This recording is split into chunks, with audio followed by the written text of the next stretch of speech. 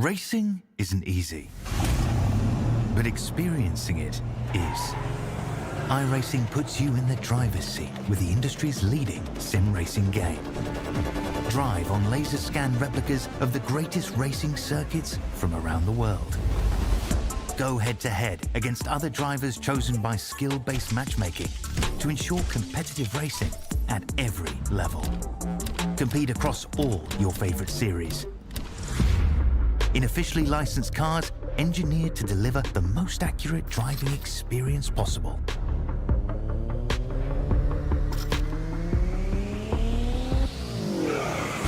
Join a race or host your own with players from across the globe. Race against the computer or in a league with friends. Feel the thrill behind the wheel. Visit iRacing.com.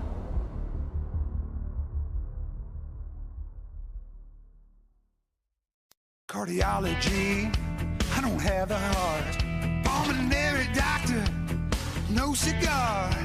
I can't diagnose a simple cold or flu, but if your engine's got a cough, I know what to do. Give it 6 of these and wash it down with this. A new air filter ought to help it catch its breath. Napa know-how. Napa know-how.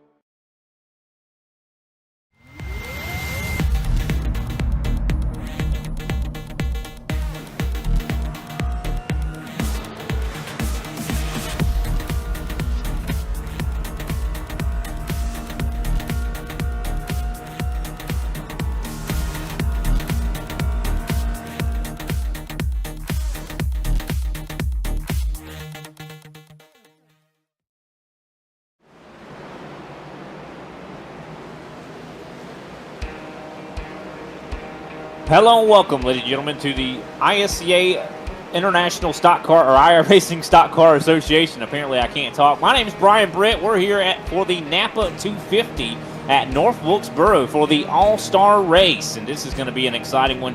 Of course, as I mentioned, I'm Brian Britt. We have Big Al as my co-commentator. We also have Dylan Banks, who's a regular racer in this series, going to be joining us as well. So definitely excited to have him. Of course, Kobe Jordan down behind the cameras. Guys, we got 250 laps here at Wilkesboro. Classic NASCAR racing, I'd say, at its finest. Big Al, what you thinking? How you doing? Woo! Big Al's doing great, Brian. Thank you. How are you doing? But I'll tell you what, I'm thinking it's going to be a little bit of a struggle here tonight, as I'm expecting these guys to really mix it up. We got a short track race, and we got a lot of guys down there that are going to be trying to make a name for themselves. Even though it's not a points race, it is a grudge match. Yeah, a lot of honor and glory on the line here tonight. Dylan, we noticed you're not there on the racetrack tonight. You decided to come up here and join us in the booth. What exactly has led to that decision? Well, I've always looked forward to coming in the broadcast team with you guys. Y'all have done an awesome job week in and week out, as always. But I haven't really ran here much in North Wilkesboro, and I wanted to take this opportunity to come up here with you guys. Who wouldn't want to be up here with you guys, you know? This is awesome up here. I love it as it is right now.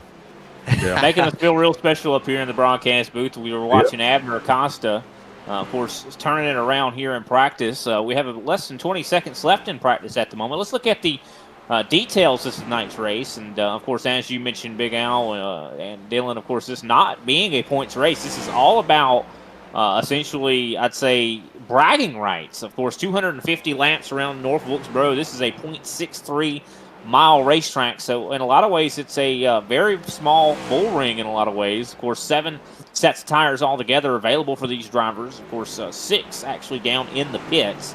175 laps is the fuel window.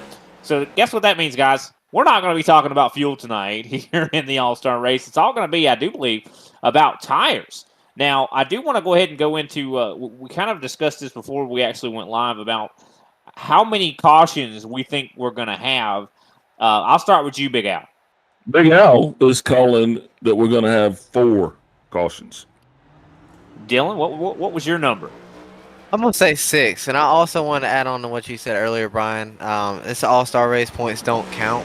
I was going to say I think a lot of guys out here are really going to make a name for themselves. Since it's not a points race, I think they're going to take any opportunity they can get tonight to show why they belong. But remember, it's not a points race, but there's no fast repairs either. So That's you true. run what you brung. All right, and I actually think that they're going to have 3 cautions. I don't think they're going to have as many cautions because I watched the SOF A Open this week, and it ran 100 and something laps green. We only have 15 drivers that are going to be making the grid here tonight, it does appear. So we'll have to see who's going to be right. Of course, I think our producer said something about maybe 5 cautions. We also had some picks for who we thought was going to win the race. You know, we usually don't do this, but I think why not? I mean, points don't matter. This race is not going to affect points. Usually we would talk about points, but really there's no point in talking about points tonight. So let's talk about it. Big Al, who's going to win this race in your mind? You know, absolutely. When everybody pulled in here tonight and they started offloading the cars off of the haulers, and we're watching these guys come in one by one, as soon as I saw, and I'm going to tell you, as soon as I saw the 92 car hauler come in, it was over, guys. Everybody else just load them up and go home. Clayton Hoffman for the win. All right, Dylan, who do you think is going to win this race? Well, I'm going with the man himself, the legend himself, that just took the #1 spot in qualifying. I'm going to go with Mr. Gitter, Patrick Gitter. All right, Patrick Gitter, good choice there. Very track position, very important here at North Wilkesboro. I'm going to take it down to the broadcast producer computer and ask our producer, who do you think is going to win this thing?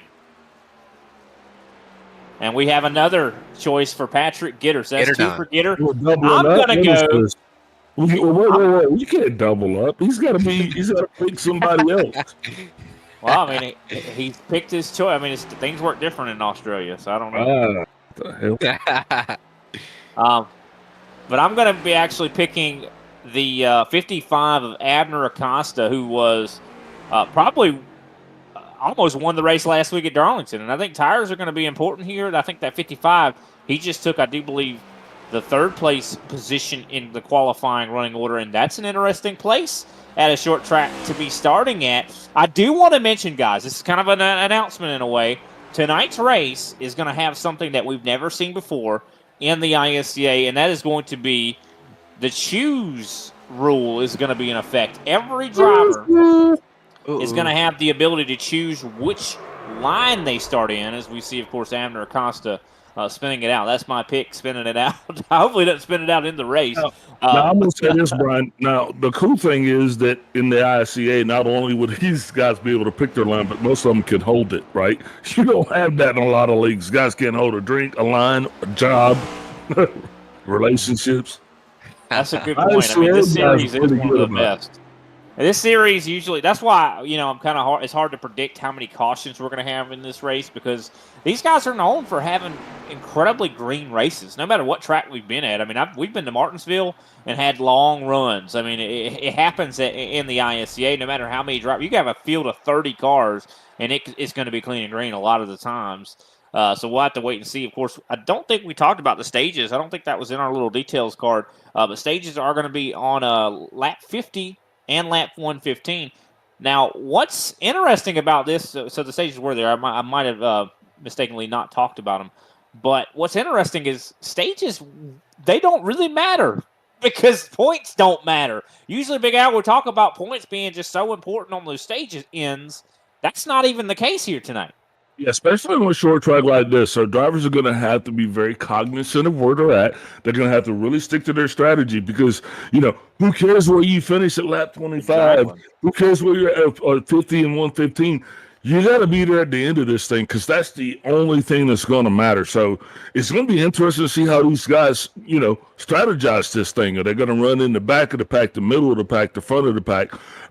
It's hard to put distance between you and the guys behind you in the front of the pack at this track. I always fear getting kind of run over. So, yeah, I just want to see how this thing plays out.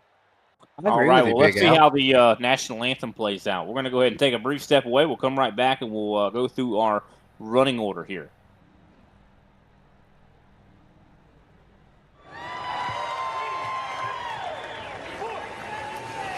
Oh, say, can you see by the dawn's early light what so proudly we hailed at the twilight's last gleaming, whose broad stripes and bright stars through the perilous fight o'er the ramparts we watched were so gallantly streaming, and the rockets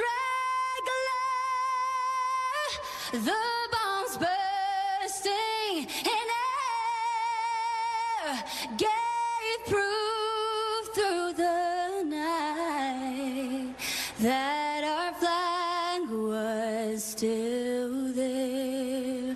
Oh, say does that star-spangled banner yet wave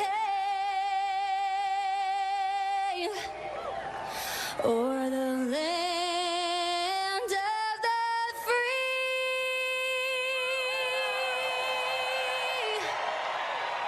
and the home of the brave.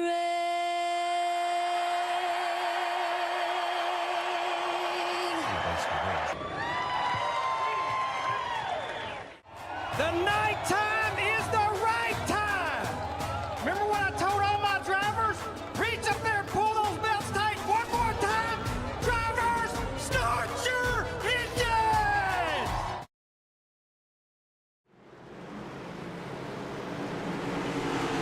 Welcome back, ladies and gentlemen, to the ISCA. Of course, definitely an exciting race we have planned here. Looks like we're not going to be able to go through the grid. We had a little bit of a mistake here on the technical issue at the beginning of the race, and it looks like everybody is already under green. So Clayton Hoffman, of course, who started on the outside pole, is already challenging Patrick Gitter for the lead. Of course, Gitter to the inside. Will Clayton be able to get this position secured? That top line at North Wilkesboro actually is pretty fast, especially if you're, okay with burning the tires. Looks like Clayton Hoffman almost clear for that position. Not quite, but I think he's going to get it down the backstretch. Yeah, and one thing, too, back here at the good old North Wilkesboro Speedway, the Holly Farm signs in the corners, those are your braking points for me. So, anybody from North Carolina knows Holly Farm chicken. Yeah, that's a good point. I think that, and definitely reference points at this racetrack are going to be incredibly important. I think you're going to be looking for drivers to kind of use the signs on the walls to brake. And one thing about this track as well is you're going to have guys that maybe don't brake right. Oh, Randy Mullins, I should say, gets incredibly loose off of the turn and somehow is able to save it. He's under fire right now from Tim Wortman Jr. and the 83 touches the wall. We were watching Randy, and he was getting loose a little bit in practice. Those are those telltale signs coming off of 2 and 4, as Kenny told us before he went down to get in his race car. Man, is this a team effort though, Dylan, or are you out here tonight just grudging this thing by yourself? I honestly think, since it's not a points race, I think there's going to be guys trying different things out tonight. I really look forward to seeing what's going to happen tonight, but I really think it's all for themselves tonight, since it's not a points race. Yeah, I definitely agree. I think it's going to be every man for themselves. Maybe some drivers will exchange notes when it comes to maybe the setup and stuff like that, but I think when it comes down to it, I think these guys are going to be more than willing to push each other, bump each other out of the way. This is one of those classic NASCAR tracks where that bumper works just fine to pass somebody. Yeah, indeed it does, Brian. And the one thing that I think is really going to be the issue, I think guys getting loose, is the 78 does just that, and Grease Bomb goes up into. Oh, somebody's in the wall. I don't think we're going to have a caution based on that, but that was a hard lick. And I think Dylan, before the broadcast began, Dylan, you had mentioned something about possibly broken toe links. I would not be surprised that Jay Hone almost probably did break that toe link. That was a hard hit. That sounded pretty bad. He absolutely did, Brian. He absolutely did break that toe link. So that's going to put him behind the wall. So if anybody had Jay Hone, you put him on your prayer list, guys, because that's the only thing that's going to keep him in contention here tonight. Look at that. Oh, wow. Look at that. Loose under braking. It was the loose under braking scenario there. The 78 got onto the brakes a little too late. And unfortunately, that put him up the track. And the 78's still running. But unfortunately, Jay Hone is probably not going to be running after that. He's a lap down. Yeah, I can't speculate, though. I can't really say for sure if he has a right front broken toe link, but these cars are very durable and they're like tanks. So I should say this. He has a repairs required flag that's been issued to him, which is a white flag with a red dot. So he's going to be coming behind the wall for some time. Again. There he goes. So it was not a broken toe link. Good call. So it must have been some sort of suspension issue, but it still was able to be repaired fairly quickly. That was quick, guys. Yeah. When that toe link smashes, I'm going to tell you, as these guys continuously make contact with the right front on that wall, it's like an eggshell. They keep beating it down. Eventually, it's going to snap. So look forward to that. So definitely, Jay is going to have to watch his position tonight because his car's not going to be handling this well, and he could find himself in the wall again. Agreed. I do know that things have calmed down. Go ahead. I think for sure that he has wheel damage, Big Al. Oh, yeah, he definitely has wheel damage. Just while we have a little bit of a moment, I do want to run down through the field just to kind of give us a little bit of an idea of what the top 10 looks like right now. Clayton Hoffman, he's got about a 7/10 of a second lead on Patrick Gitter. Now, Gitter has started running back down Clayton.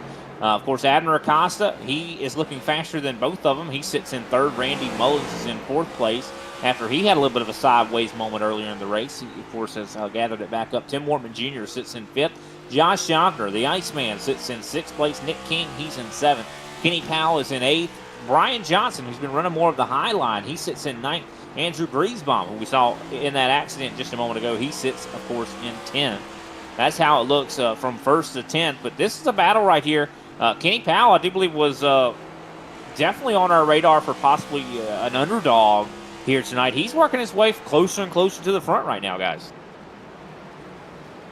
Yeah, definitely. Kenny Powell's up in the 7th spot. And I know personally that Kenny has been running a lot of races here, putting in a lot of laps just for this race here tonight. So best believe he's going to be out here trying to put a couple notches on his belt. 100%. He even said this was his favorite track, I do believe. Didn't he, Dylan? He sure did. I agree with you, Big Al. I wouldn't be surprised if he's a late contender there at the end of the race to get this checker flag. And we did talk about that too, Dylan. But he is the underdog. I would definitely say that. So Kenny Powell is probably going to be the sleeper in this thing. And he has caught up to the back end of Josh Schaffner right now. Powell is about a tenth of a second faster than Schaffner at the moment, and he's one of the fastest cars on the track. He's running right with the pace of the leaders at the moment. So I got to say, I'm very impressed with Powell. Looks like he's they unloaded with a really good race car. Brian Johnson as well, looking pretty quick. It looks like Andrew Griesbaum in the midst of a battle with Nick King. Nick King is looking like he is headed to the rear. Not sure what's going on with that 3 car, but he was running right up there with Powell. Then all of a sudden, he kind of got out of the throttle, Brian, got out of the race rhythm. We'll see if he picks it back up. I'm not sure exactly what happened to him. Yeah, I don't know if he maybe hurt the tires, something maybe going wrong with the tires. Maybe got a little squirrely, got a little loose. Could be. What would you say? I mean, Dylan, I know you've had a lot of experience with these next-gen cars, probably on short tracks. You didn't want to race this track, but, what could be some of the things that could cause Nick to slow down so much? I wouldn't be surprised if he maybe tapped the wall and was like, I kind of need to pace myself, slow my pace a little bit down, let these guys go. I think he's just trying to figure out how hard he can push and trying to test the limits and it looks like he got loose actually on the straightaway and maybe locked up the left front tire back on around lap 18. And it looks like as well Josh Schaffner having some issues. He just fell back behind his teammate Brian Johnson. He is now back in 8th. And quickly he is getting caught by Andrew Griesbaum. The 78 of Griesbaum, though, it's like he has got a squirrel in his pants, guys. I've been watching this 78 car, and he has got his hands full. He doesn't know whether to let it go or hold on with both hands. So we'll be watching him. I just don't think his issues are quite done. And you got Greg Wachinski that's closing in on this, which is going to make this a heated battle. Yeah, Greg Wachinski definitely closing in on these guys. I'm surprised Andrew is as quick as he is right now, just considering he probably does have some damage after that contact with him and Jay Hone earlier. But, of course, he's still keeping it going forward. Of course, Clayton Hoffman with about a second gap right now on Patrick Gitter. Abner Acosta, he's got about a 1.5 second gap to get up to Gitter. So the gaps have kind of increased for this top 3.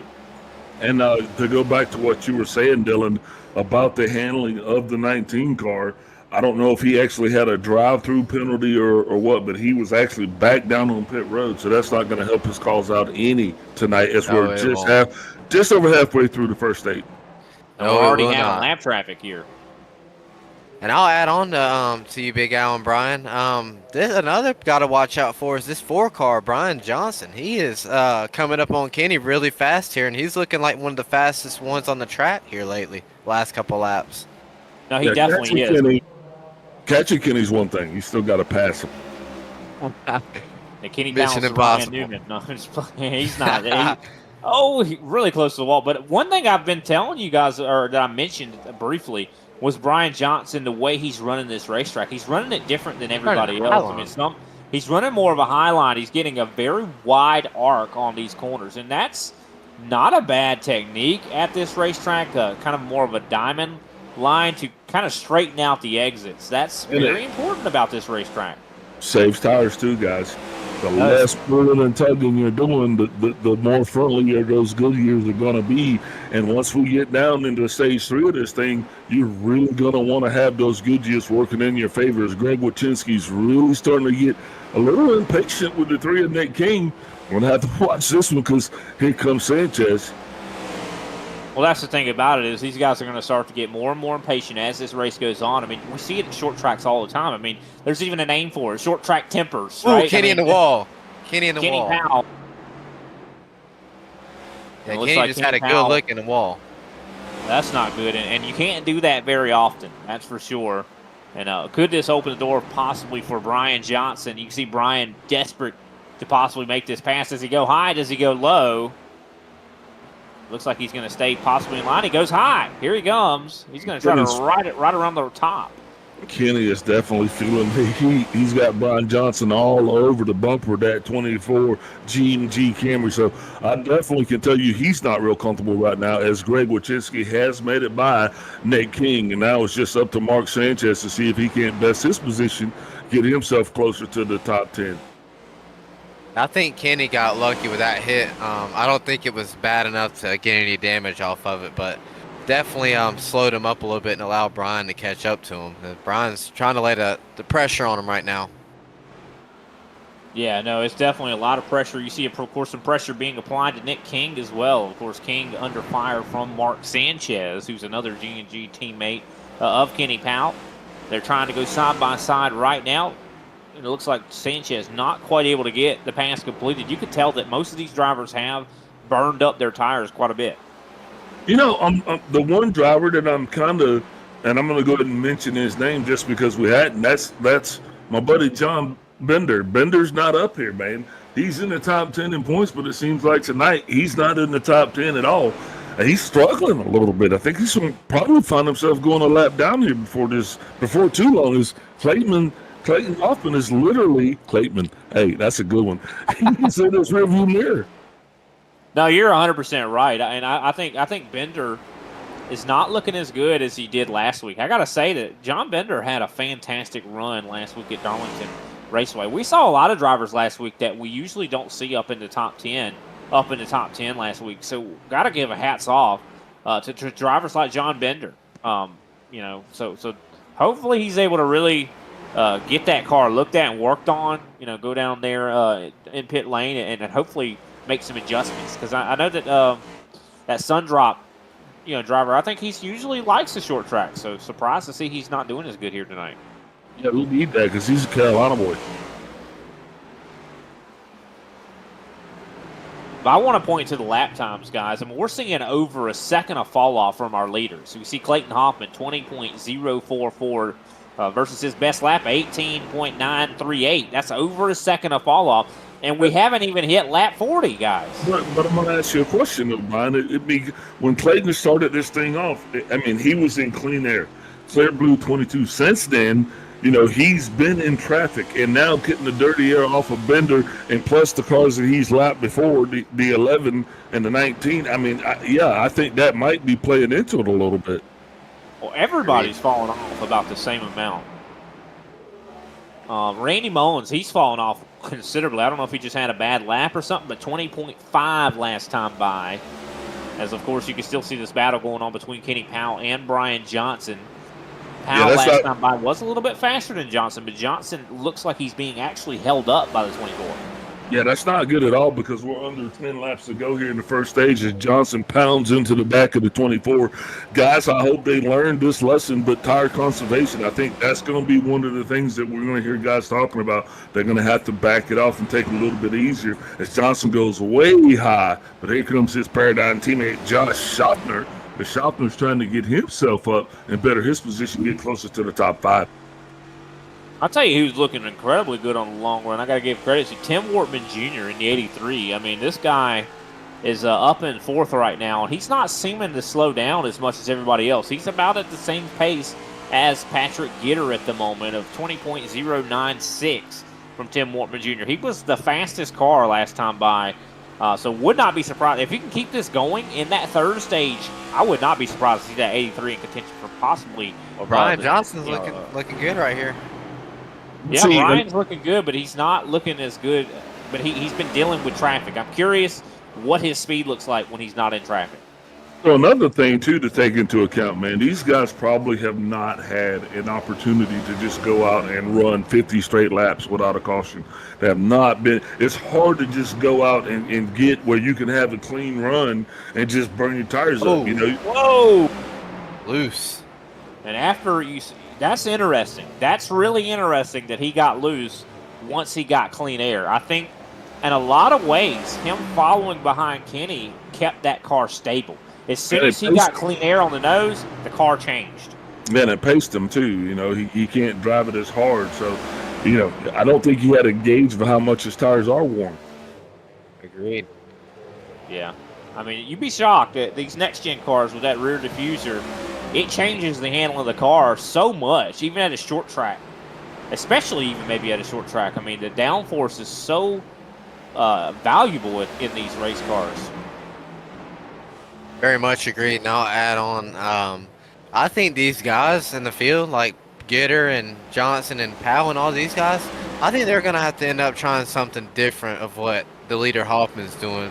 Kind of work together, because Hoffman is just absolutely running away with this thing. You said that one more time.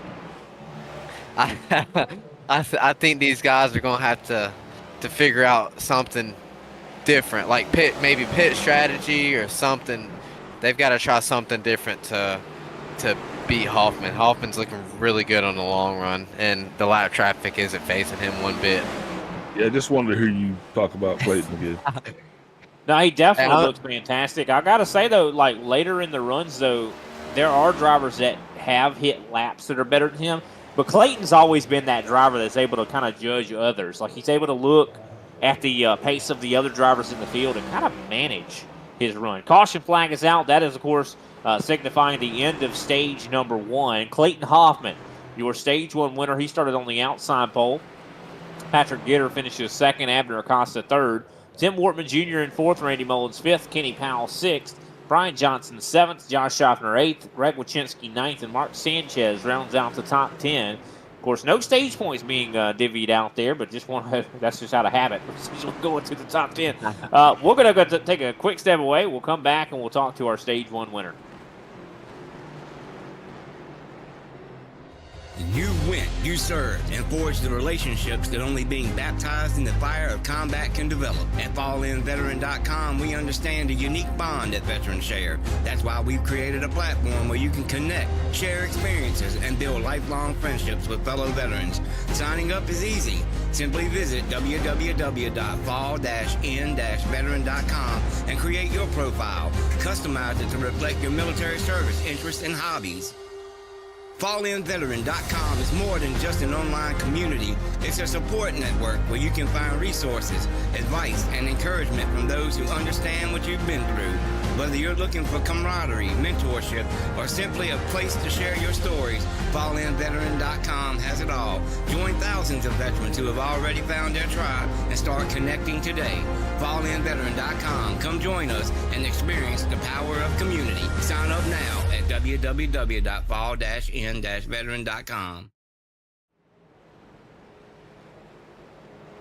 Welcome back, ladies and gentlemen, to the ISCA Super Cup Series as we're at North Wilkesboro for the running of our All-Star race. Of course, we're going to go ahead and grab our Stage 1 winner, Clayton Hoffman. We got him here in the booth. Clayton, man, what a dominant Stage 1 there. You kind of started on the outside pole and were able to just kind of get a massive run on the outside. I mean, what was the key to there? I mean, how were you able to just secure that lead so quickly? Kind of talked with Randy, who started in third behind Patrick, and he said he was going to go really hard. So it was either go hard and see what happens or take it easy and probably end up third. So I thought it'd be better to go hard, and I'm not sure exactly what happened with Patrick on the start. I felt like I got a terrible start at the beginning of the race, and I had to lift a lot, but I guess he got about an equal start, and I just sent it into turn 1, and I guess he underdrove entry of turn 1. I was able to just maintain, and eventually he just gave up and wanted to save tires. So he really kind of gave up out of the battle because he didn't want to use up his tires racing super hard. But it worked out for me in the end. I guess I'm really good on the long run. It definitely seemed like you had really good long run speed, that's for sure. Did clean air, you think, factor in at all? Yeah. I can't say that I've done long enough runs that I should be doing to test for this, but yeah, I mean, my wear was really good that first run. I'm probably going to be a little tight this run, so I'm going to try to change how I drive just a little bit, and we're going green, so I'm going to focus on that. All right, well, good luck to you. We thought you guys were going to have an extra lap, but good luck to you. Thank you. Well, you are having an extra lap, so okay, but okay, we got it. Yeah. You would like to give anybody a shout out right quick before we just shout out Nitro Racing. If y'all need a good setup, I just put out an update for the nitro-racing.com setup today, and also update for the Q set. All right, Thank Clayton, you guys good in the luck to you, booth. bud. Thank you. All right, Clayton Hoffman trying to get prepared back into the mindset of racing. And I was wondering, I thought we were going to get that extra lap. And I know he was like, hey, we're getting ready to go green. Get me out of here. But definitely glad to talk to Clayton. One thing about tracks like Wilkesboro, not a whole lot of time to chat. But it looks like we're getting ready to go back green. And there goes the pace car down pit road. And Patrick Gitter is going to lead us there once again. Now, Gitter, of course, electing to start up top. Can he make a difference when it comes to who leads this this second stage? And Gitter, a lot more fight in him, guys. Yes, sir. I'm interested to see, because Hoffman said that he's going to be a little tight this run. I'm interested to see what his driving line and all is going to be this run. I think that I would assume. I think he made some adjustments to the race car. Maybe he thought that he was a little bit looser. If he's going to be tighter, that might compound the issue if he's in dirty air. We saw how, of course, that dirty air a lot of times has that tightening effect.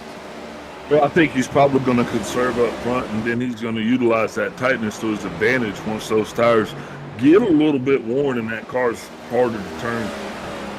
Abner Acosta with a big moment just Oh, now. 54 He car just got off loose. the track. 54 car off the track. Don't think it's going to bring out a caution because he's not on the racing surface. But that's not really good for him. No, that is Randy Mullins, who went sideways off the racetrack. No caution flag. And one thing is, he was really loose at the beginning of last run. He was able to maintain and stay up in the top 5, but this time around, he did not maintain. He got loose on the exit of turn 2, went for a ride in the grass. Luckily, he did not hit the wall, and I don't think he's going to have any damage. So he is going to maintain and possibly stay on the lead lap. Hopefully, he's able to get back up to speed, but I know those tires are going to feel those effects. Man, Bender is having a hard time here tonight. I'm not sure what's going on with his car, but he literally has just dropped to the tail end of the lead lap again. And guys, that's not going to help his cause at all. No, yeah, John Bender right now is 3 laps down, so he's definitely not having a good night at all, Jay. Oh, yeah, talking about that, there's the caution flag. John Bender. Pretty much doing donuts back there. So, yeah, something's going on with the 23. Not exactly sure. We're going to take a look back and see what happened just now, because I think the leader – no, that's the 54. So you can see Bender up on the track, turning laps here, and I think he just gets possibly loose under braking. Yeah, so whatever he did during that commercial break, he needs to find a way to undo. Greg Wachinski down on pit road. This can't be a scheduled stop. Yeah, this is actually really interesting for Greg to be coming down pit road at this moment. Yeah, you don't get a lot of time. You don't get a lot of time there on pit road. So, and Bender's just now coming down, so he could expect to go more laps down. Wachinski's probably, I don't know. What do you think he's doing there, Dylan? I don't think he got any damage. Maybe he's just taking a set of tires because he kind of burned them up right there. I was interested to see if Randy came down pit road to take a set of tires right there, because he looked like he burned his stuff up too. No, he did I don't not. know. I know Greg Wachinski did come. Road. Yeah, Greg did come. Of course, Randy Mullins, I don't think he actually came to pit road, if I'm not mistaken. He did not. Randy. Yeah, he did not. He stayed out. Try his best to possibly recover. Matthew Cisno down pit road. Now, he was struggling a lot through the first stage, but I've been watching him through the second stage, guys, and it seemed like, he was bumping Nick King, but it really did seem like he was feeling a little bit better about his car. Well, Big Al, I'll add on, Big Al. I think that the 23, I think he was coming down pit road to make some adjustments. Because he looked awfully loose right there. John Bender now out of the race car. Yeah, maybe he is still. He could be making adjustments, or maybe calling it quits. Car just handling that terribly. It's a non-points event. You're multiple laps down. I mean, you're not going to gain any experience on this track. We're not coming back. So, yeah, I'd hang it up too. I understand that. Yeah, definitely understand that for sure. I mean, especially if you don't know a whole lot about adjusting on the race car, and it's definitely a track that you're going to have to know a little bit of something about the car to be able to adjust on it As it looks like pace car lights have gone out. And let me clarify this for the people at home so they can understand what I'm saying. It's better he retire himself than he stay out there and cause other drivers to retire as well. Exactly. That is true. I mean, he could cause others to have troubles.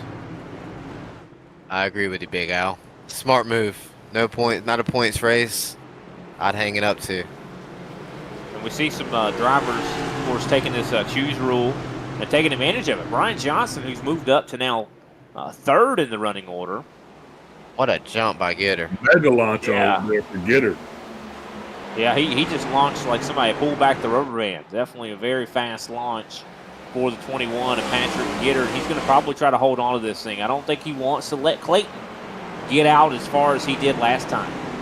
And Clayton is the best driver that I know. Well, there's a lot of good drivers that are great with running their race. Abner Acosta is one. Clayton Hoffman definitely is another. And Patrick Gitter has a propensity to kind of lure people to burn their equipment up. You know, he'll just kind of hang in there just enough that guys think they can catch him. But it's just going to be an awesome transaction here to see how these guys do. And of course, I can agree I with do you. believe that's the 54 of Randy Mullins. He has gotten his back way up to 8th place. So even though he did not change those set of tires, it seems like the car's still handling well. Nick King just got into the back of Josh Schaffner. He's feeling himself a little bit. Now, the thing about it is, Schaffner will bump back, and he's got the 54 of Randy Mullins behind him, so he's kind of in a paradigm sandwich. I don't think he wants to really be getting crazy down there. No, that's a good point. I mean, you really don't want to anger one teammate when you got another teammate. Oh, there goes another problem for Randy Mullins. Mullins just having a myriad of problems here tonight as he gets sideways. Of course, that puts him side by side with Greg Wachinski, the 5 car. Yeah, definitely having trouble getting that car to hook up. So, I don't know what the problem is, but it's definitely going to be a problem with throttle modulation. Maybe he's getting on the throttle a little bit harder than he should. Maybe his tires are just hot. Yeah, it could be that. I mean, he could have. Nick King's off the pace. Oh, Nick King, very much off the pace as he, of course, slows down right in front of Greg Wachinski and Randy Mullins. Now, that what's was the almost a 78? ordeal. Yeah, what's it? Because the 3, the 78, the 11, those are cars I've been watching all night, man. So, literally, this thing is it's about to blow. And the 54 is on old tires as well, guys, because remember, he totally spun out, and he did not come back down pit road. So, not a lot of time to cool tires here at North Wilkesboro. Not at all. Yeah. No, 100%. This is not a track to cool your tires off, that's for sure. You're always going to be abusing them, so you really got to manage them like a precious resource. As we're, of course, looking off the hood camera of Matthew Cisna as he, of course, follows Andrew Griesbaum. I'm sorry, this is Mark Sanchez, not Matthew Cisna, my mistake. But Patrick Gitter out front. He's got about a 7/10, 8/10 of a second lead at the moment on Clayton Hoffman. So this is different. This looks interesting. I mean, we saw Clayton in stage 1 take the lead essentially almost as soon as the green flag flew. Now Patrick's in control. Will he be able to maintain this lead, or will Clayton run him down? I think Clayton's just going to stand back there, wait, bide his time, and wait until Patrick gets into traffic. And then once you get into traffic, then that's when you kind of close that gap, and that's ball time. Agreed, Big Al. Into the 3 of Nick King.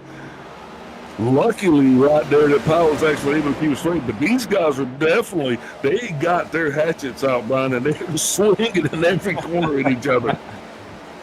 Wow, I didn't know they were throwing hatchets at each other in the race here. The North Wilkesboro is going to be the scene of a crime scene. Them chickens, man, they're cutting them chickens up. But Kenny Powell trying to work his way up to Nick King's back bumper. And Powell, I mean, he said this is his favorite track, and I think he's probably a little bit disappointed with running back here in 10th. And, probably desperate to get his way through this field. Why do you think he's back there? What do you imagine he's back there for? Well, I would assume that he probably tried to get some damage fixed. Yep, he did. He spent 26.6 seconds in the box, so that would explain the reason why he is kind of falling further back in the pack. The longest pit stop of anybody in the field. He's getting ready to be sending somebody else further back into the pack. If Nick King doesn't watch himself, if I was in Nick King's shoes, I might would think about letting that 24 go. We're getting ready to have an old school rivalry between the 3 and the 24. Dale Earnhardt and Jeff Gordon out here. What's happening? I want to add on. Loose. Ooh. Here comes Kenny to the inside. This is a battle for 9th right now, but it is very exciting. And it looks like Powell might get it done. King holds strong up top. They're not done yet. Remember, that high line can be kind of favorable, especially if you get a good rotation.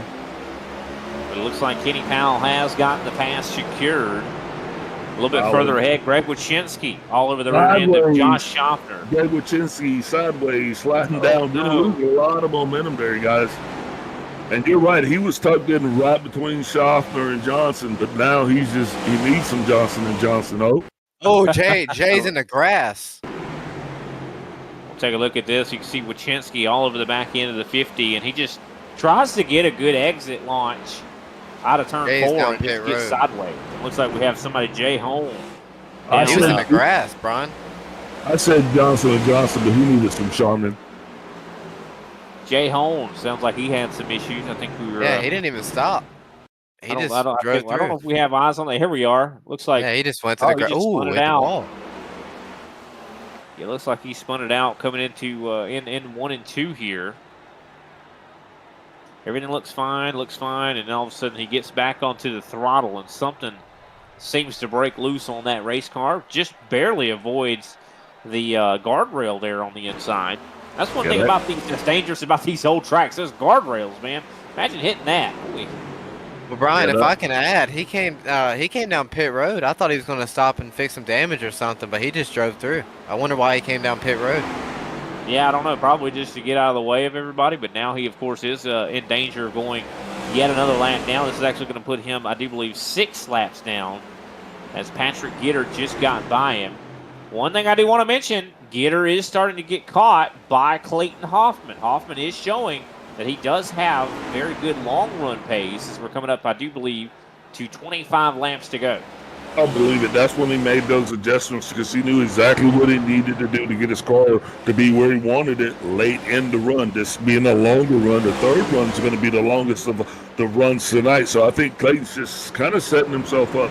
Now, one thing is it's taking us a little bit longer this run to kind of get spread out. So the leader's not having to contend with all of that dirty air. Where last segment at this point, we had cars already going a lap down.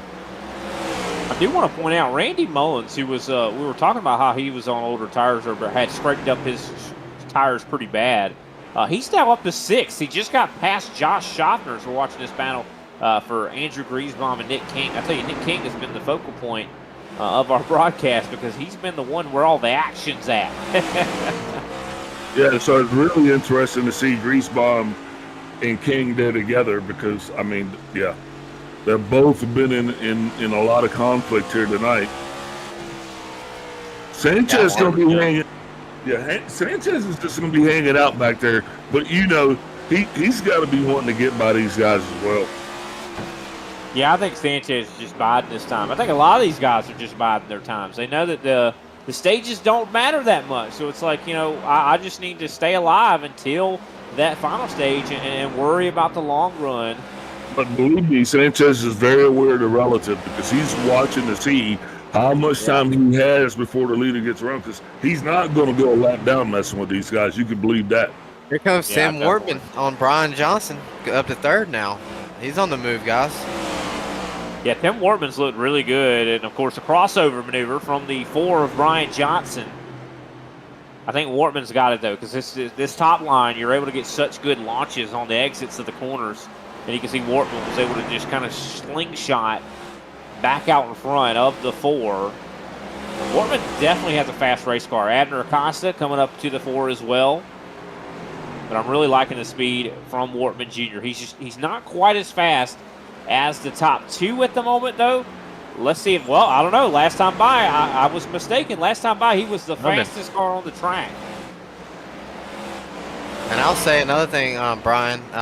I think Gitter's seen Hoffman coming in his mirror, and I think he changed his line, and he's gained a little bit of time back on Hoffman.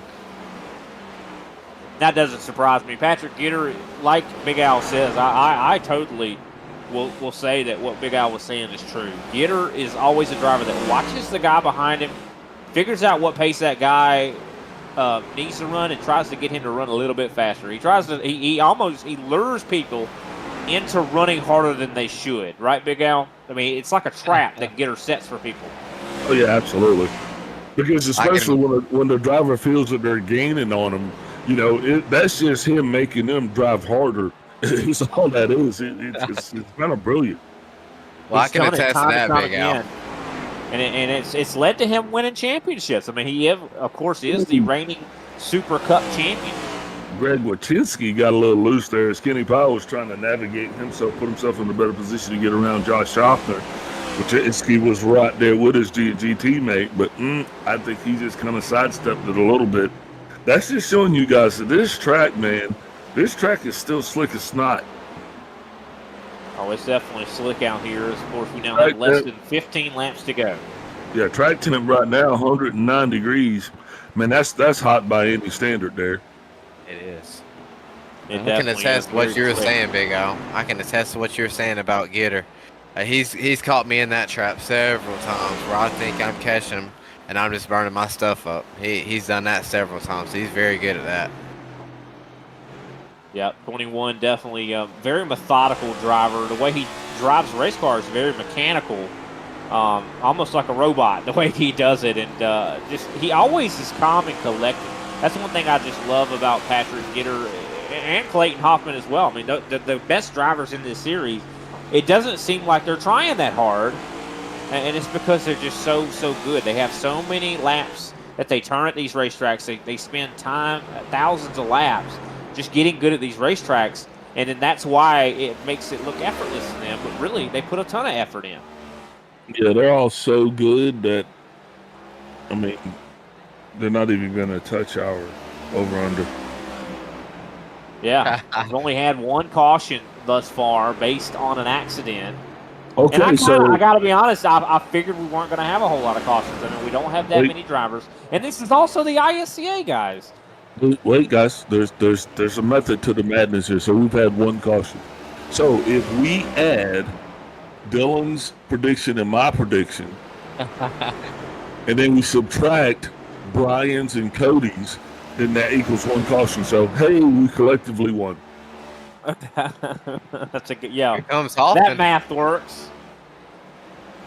That sounds like South Carolina math. I agree. It does equal one. Clayton Hoffman, though, starting to put some pressure coming on Patrick Gitter here. This is getting fun to watch, and it looks like Gitter's just not having the best handling right now compared to Clayton Hoffman. It looks like Hoffman has just got better exit speed. He's putting a lot of pressure on 21. Yeah, that is the adjustment that he made, and he called that. He told you is now he's gets a little excited there. Got the girl a little loose in the high heels, but he'll figure it out. It's just so difficult to pass here at this track, guys, especially on the older tires. Like you could tell he's faster, but does faster matter that much when you can't pass him? Hey, when he come out of that corner right there, he looked like Cardi B in high heels. Sorry. Yeah, I just won't even. I don't even. Not going to acknowledge that one. I'll agree with it. Oh, he's sending it in. Here he goes to the inside. Can he make it happen this time around? He's running out of time, guys. Coming to 5 laps to go in stage 2. And he knows that, too. He understands that he has to make this move before they get to lap traffic. Lap traffic is only going to play into Gitter's hand if it's going to play into the leader's hand, period. Because you can kind of navigate where you're going to go with those guys. I'll say, Big Al, these two battling. I wouldn't be surprised if this allows third place back there, Tim Wortman, to come up here. And I don't know if he's got enough time. I agree. I mean, Tim Wortman's he's 2/10, about a 10th faster, or over a 10th faster than both of these guys. If they continue to battle, it will bring him into the fray. But I don't believe it's going to matter that much because stage 2 is getting ready to be over here. We're coming up to now 3 to go. And I would just, if I were their spotter, I would just tell them, hey, just take it easy because you're not racing for anything here. You know, you're just racing to a flag. So Keep the car in one piece. Don't get too excited, but and don't show our hand. We don't want them to know how fast we are at the end of the stage. We just want to rattle them a little bit. And here comes a different type of move here from Clayton. He's going to try to move to the top side and not able to get the exit he needs. There's 2 laps to go in stage number 2. I'm just wondering, what is stage 3 going to look like? If it stays this green, could we possibly see the 100% green stage 3? I mean, imagine this, guys. I mean, the fuel window, of course, we know is 175 laps. Fuel was not going to be a concern, but tires, I think, are going to be a huge concern in stage 3. Do these guys stay out the whole time? You know, short tracks is a big decision to try to pit. Well, that caution's coming out, and since Clayton didn't get by Gitter, I guarantee you he is definitely going to do his best to get that lead coming out of pit road, because track position matters, and I think he knows that now. Patrick Gitter, your stage 2 winner. Clayton Hoffman, 2nd place. Tim Mortman Jr., 3rd. Abner Acosta, 4th. Randy Mullins, 5th. Brian Johnson, 6th. John Schuntner, 7th. Greg Wachinski, 8th. Kenny Powell, 9th. And Mark Sanchez, 10th. We'll take a brief step away. We'll come back and talk to Patrick Gitter. Wait, what? Cardiology, I don't have the heart. Pulmonary doctor, no cigar. I can't diagnose a simple cold or flu, but if your engine's got a cough, I know what to do. Give it 6 of these and wash it down with this. A new air filter ought to help it catch its breath. Napa know-how. Napa know-how.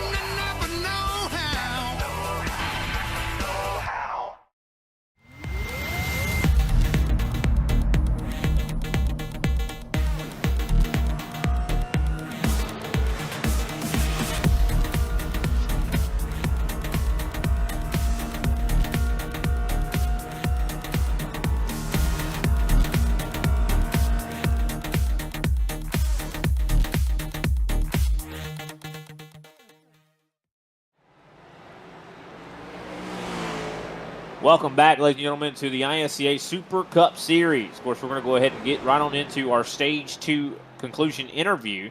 Big Al standing by with winner Patrick Gitter. There's Big Al up in the booth. You got me? 10-4. Man, I got really excited watching you out front there. Now, here's the question I got. Are you ready to go for this 3rd stage? Can you actually hold off Clayton Hoffman? Did you make the right adjustments? Yeah, man, I've been tweaking on it each stop here, so trying to play with it for this hotter track temp we've got. But took the adjustments the right way after that 1st stage. Still needed a little bit more in it, so hopefully what we've got in it now is going to set us up well. I saw Clayton coming there at the end. I just got lucky and was able to hold him off there, but he's certainly got a rocket ship there. But didn't you have enough at the end of this thing to actually hold him off? Well, obviously you do it, but did you feel comfortable? No. Hoffman's going to pressure just about anybody on here. He's a great racer, and I figured it'd be a matter of time before he was up here. So it's definitely challenging there, but I think if we just stay patient and keep our wits about us, I think we can give it a shot at the end. Who's working out in your favor? You like it? Yeah, I mean, it's somewhat of a home track for me. I'm in Charlotte, and went to school at Appalachian State, which is about 40 minutes outside of Wilkesboro. So, yeah, it's a neat place, special place for me. So hopefully can make it work out. All right, boss, get back to work. Appreciate what you're doing. Congratulations on your stage 2 win. You shouting out to anybody? Yeah, man, definitely a TCSP for the sets, Martin PC, and Seminary Design for the paint, and you guys in the booth. Roger that. Appreciate you. Good luck. 10-4. Thanks, guys. Alrighty, now it's Patrick Gitter in the 21 machine. I think he misunderstood your question about choose rule. Yeah, he did. But here we go. Pace car down pit road. Green flag is out as we start stage number 3. And what another great launch from Patrick Gitter. Clayton Hoffman, though, this time around, he means business, guys. Yeah, he knows. Yeah. Now that, he needs to get around as soon as possible. That choose rule has definitely worked out in Gitter's favor so far, guys. Clayton led the race off the first initial start, but since then, it's all been about Gitter taking advantage of being able to just launch when he wants. And that's the one thing Clayton hadn't been able to close the door on. Gitter won the race off of pit road. Now he is in a critical position, guys. He's in the lead with clean air, nothing but blue skies in front of him. We have over 125 laps to go here in this race, guys. Of course, I think a lot of these guys are going to be trying to make it through the majority of that run, but I do believe we're going to start to see guys maybe raise the aggression level. Could bumpers get thrown? I see one. Frustration is definitely going to come out because these guys are going to get to the point where they're going to realize that, hey, man, I'm still running back here in ninth place, and they're going to go and they're going to feel the panic, Brian, and that's going to cause Greg Wachinski to run into the back of Brian Johnson like he just did. I'll say, Brian. Interesting. I'll say, Brian, your pick. He's in third right now. He's looking pretty good. Yeah, he is. I mean, but I don't know. I mean, I just got to say, I think either Gitter or Hoffman, I think those are the picks right now. But then again, I mean, just like you said, though, earlier, Dylan, if Gitter and Hoffman get to battling, like, really, really hard, I got to say, an Abner Acosta or a Tim Wortman Jr. definitely becomes higher ranked. I think that their stock price goes up quite a bit, doesn't it? Well, I'll tell you whose stock has definitely gone up tonight. That's Tim Wortman Jr. He has come down here and he has made this track his puppy. I mean, he has got it doing everything that he wants it to do, and that's awesome because we will be saying his name as we get down into the throes of this thing. It's 11 car gets into the 5. Remember, I was saying that Cisna is really trying to get aggressive here, but I don't know if he really wants to do that with Greg Wachinski. Yeah, I was about to say Greg's willing to get aggressive back. I don't think that's going to end up very well. I mean, we've seen Greg get involved with other drivers. Not to say that Greg is one that is aggressive, but I mean, I know that he'll wreck his own teammate Kenny Powell. They've wrecked each other plenty of times. So I mean, I would not mess with Greg Wachinski. That's for sure. Please don't. Another one that's impressed me, Brian, is he's had a rough night. This he's up to 4th. Randy Mullins. I remember he had that spin. That's a good point, and he's not looking slow right now. I think he's gotten used to the race car. Maybe he has made some adjustments to kind of help that car on the short run. But then again, maybe he doesn't want to help that car. I wouldn't really want to mess with the race car if the thing is about North Wilkesboro, and I've been hearing it all week from the different shops and the different teams. It seems like if your car has ill handling in the beginning of the run, it usually gets better in the long run, and that's where you're going to want to be. It's better in the long run. It'll come to you. But I'll tell you what, I'm going to say this about Randy Mullins. If we had a category for most improved driver in the ISCA in the shortest period of time, it's definitely going, for my votes, going to Randy Mullins, statistically and personally. Well, he's impressed me tonight. He really has. He's up there in 4th battling for a top 3 with Abner up there. And he spun out earlier, but he's turned this thing around. Oh, he definitely has. I mean, and I got to say, I agree with you, Big Al. I mean, I'd say he's one that's in contention week in and week out. I think he's one driver that I think we could possibly see even in the championship 4 towards the end of this season. I mean, especially as his confidence continues to build.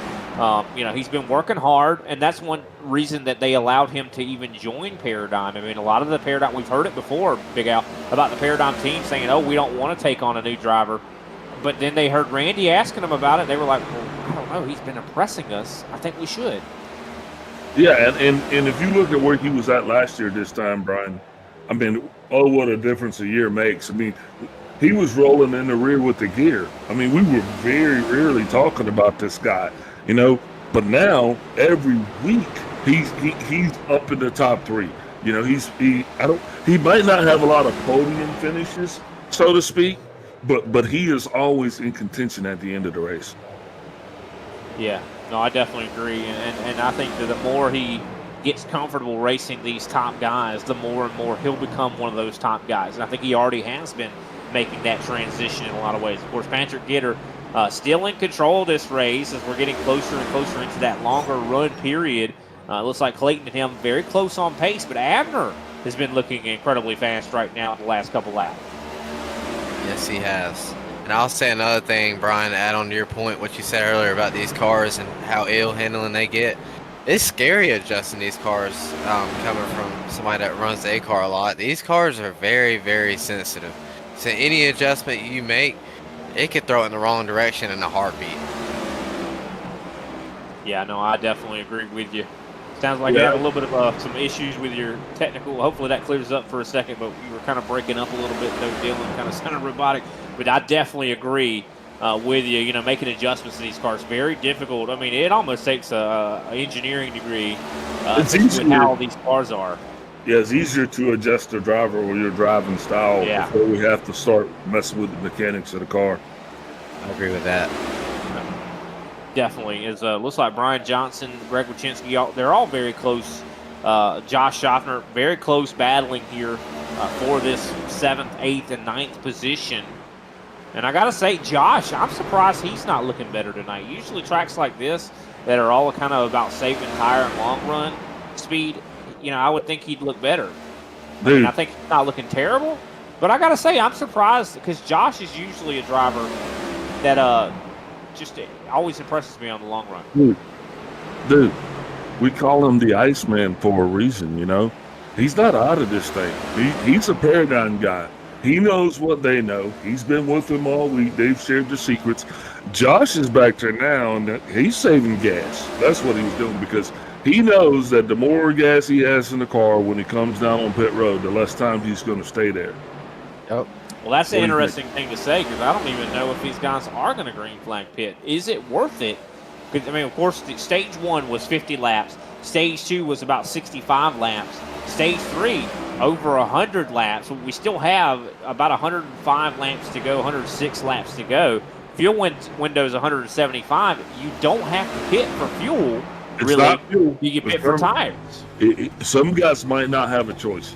If you go out there and you're a good boy and you do the right thing, you're going to be okay. But if you go out there and you're right, I was off on the fuel thing, good catch.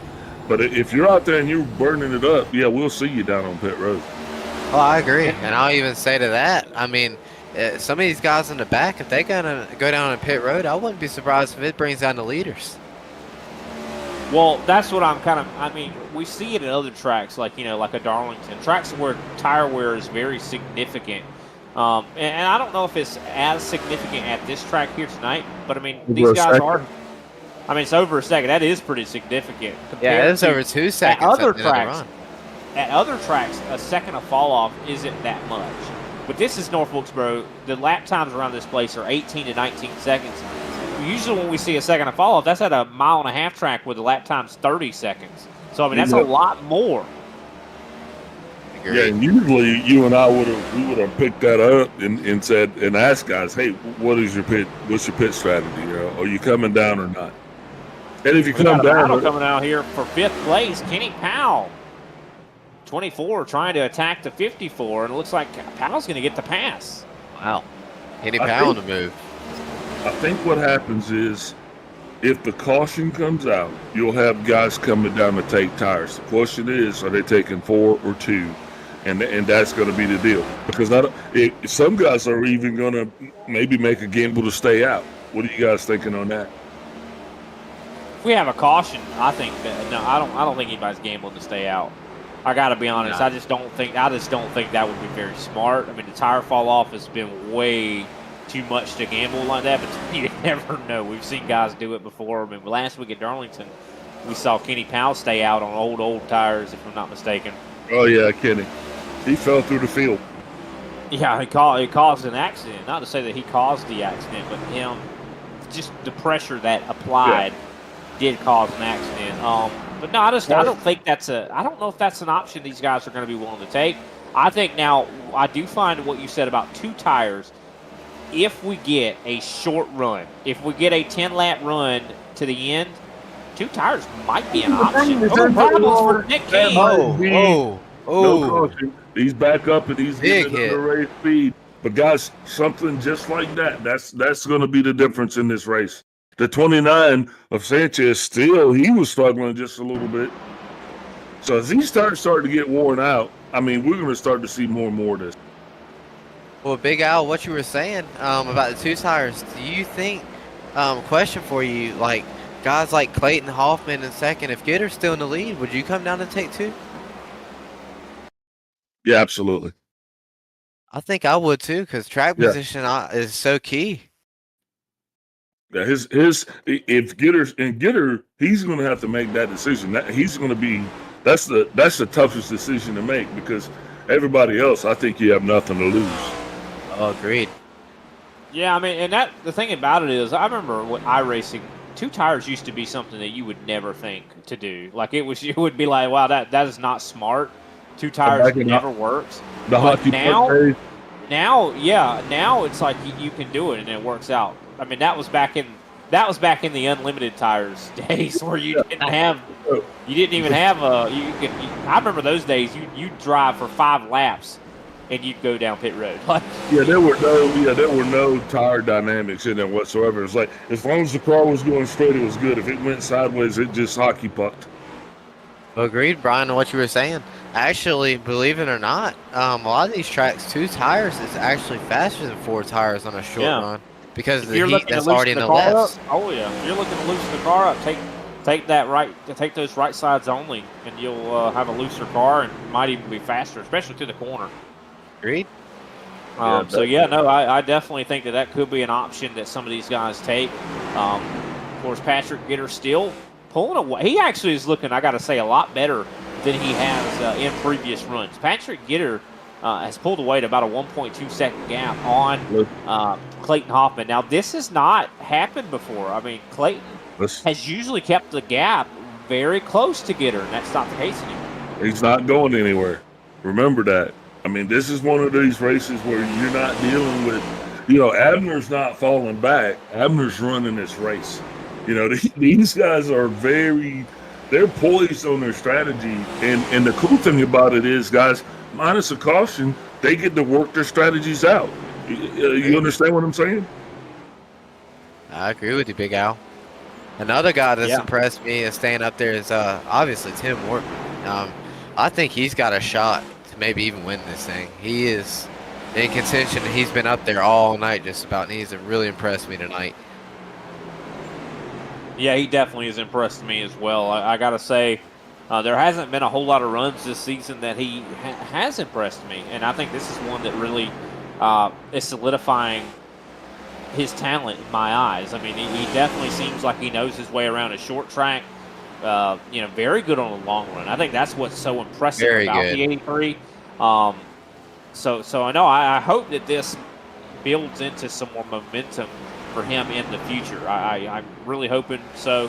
I'll tell you what, guys, we haven't talked about it though. Next week, Dylan, how do you feel about this? We're going to Charlotte, and Charlotte is going to be a monster race. Of course, usually this series does, I do believe, about 66.7% or 63% or so of the actual NASCAR races.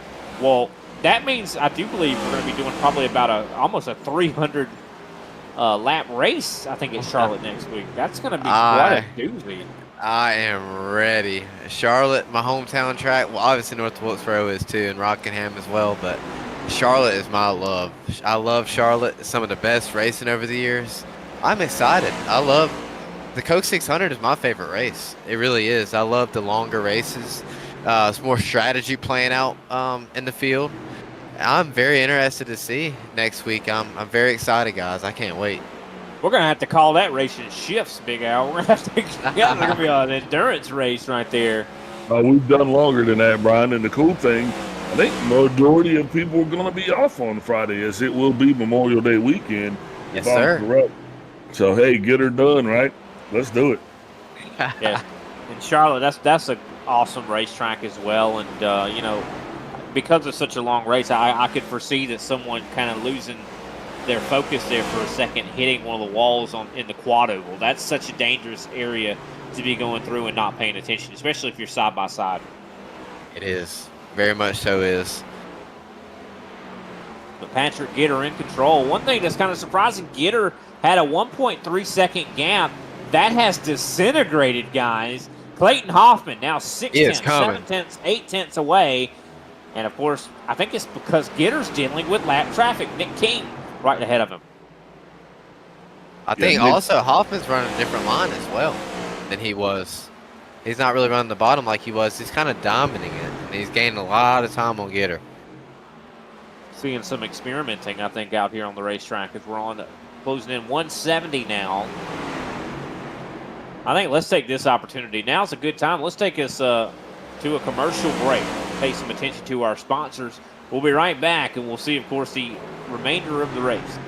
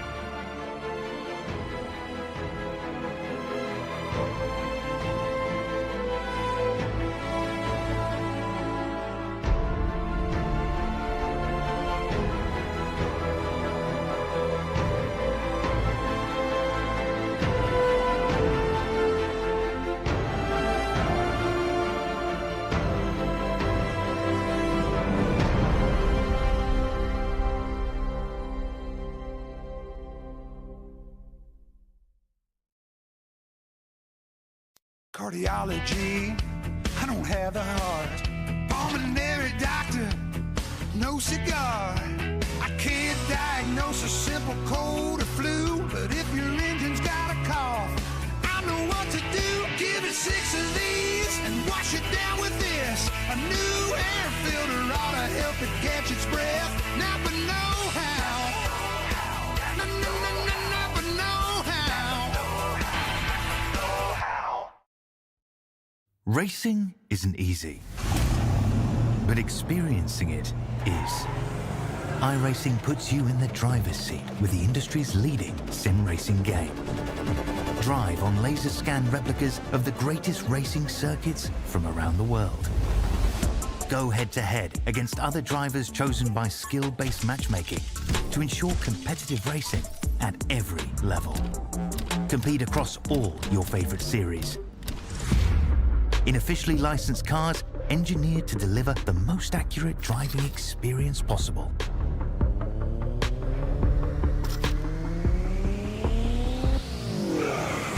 Join a race or host your own with players from across the globe. Race against the computer or in a league with friends. Feel the thrill behind the wheel. Visit iRacing.com.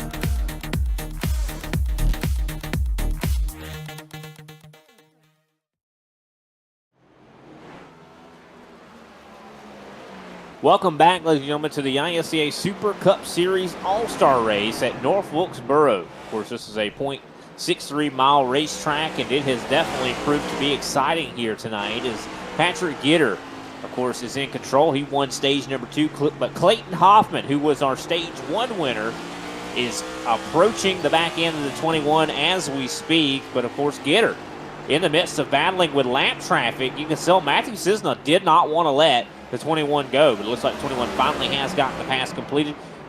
Guys, what do you think of this picture? I'm looking at third right now, though. Wait, no, the 11 is the 21 is still behind the 11. Oh wait, okay, he needs to change the screen, right? Are we live? Yeah, I do believe our producer is not live at the moment. And there we go. I think we got that fixed now. So Patrick Gitter, has gotten by Matthew Cisna. I do apologize about that, ladies and gentlemen. But Pat Gitter has kind of separated back out from Hoffman. Guys, do you think that was maybe dirty air or something? Maybe it was because Gitter was being held up? Or do you think Clayton is actually faster? I think loud traffic. Cisna's struggling, guys. Yes, he is. There's no such thing as clean air anymore. Now it's just a big old pile of dirty air going around in a circle. It's hot, it's dirty, so you're going to be in traffic. This is Atlanta rush hour on Thanksgiving weekend, guys. What's really interesting, we are now further than the stages, I do believe. I think we're over 60 laps into this stint, guys, and the lap times, Gitter's actually starting to be faster.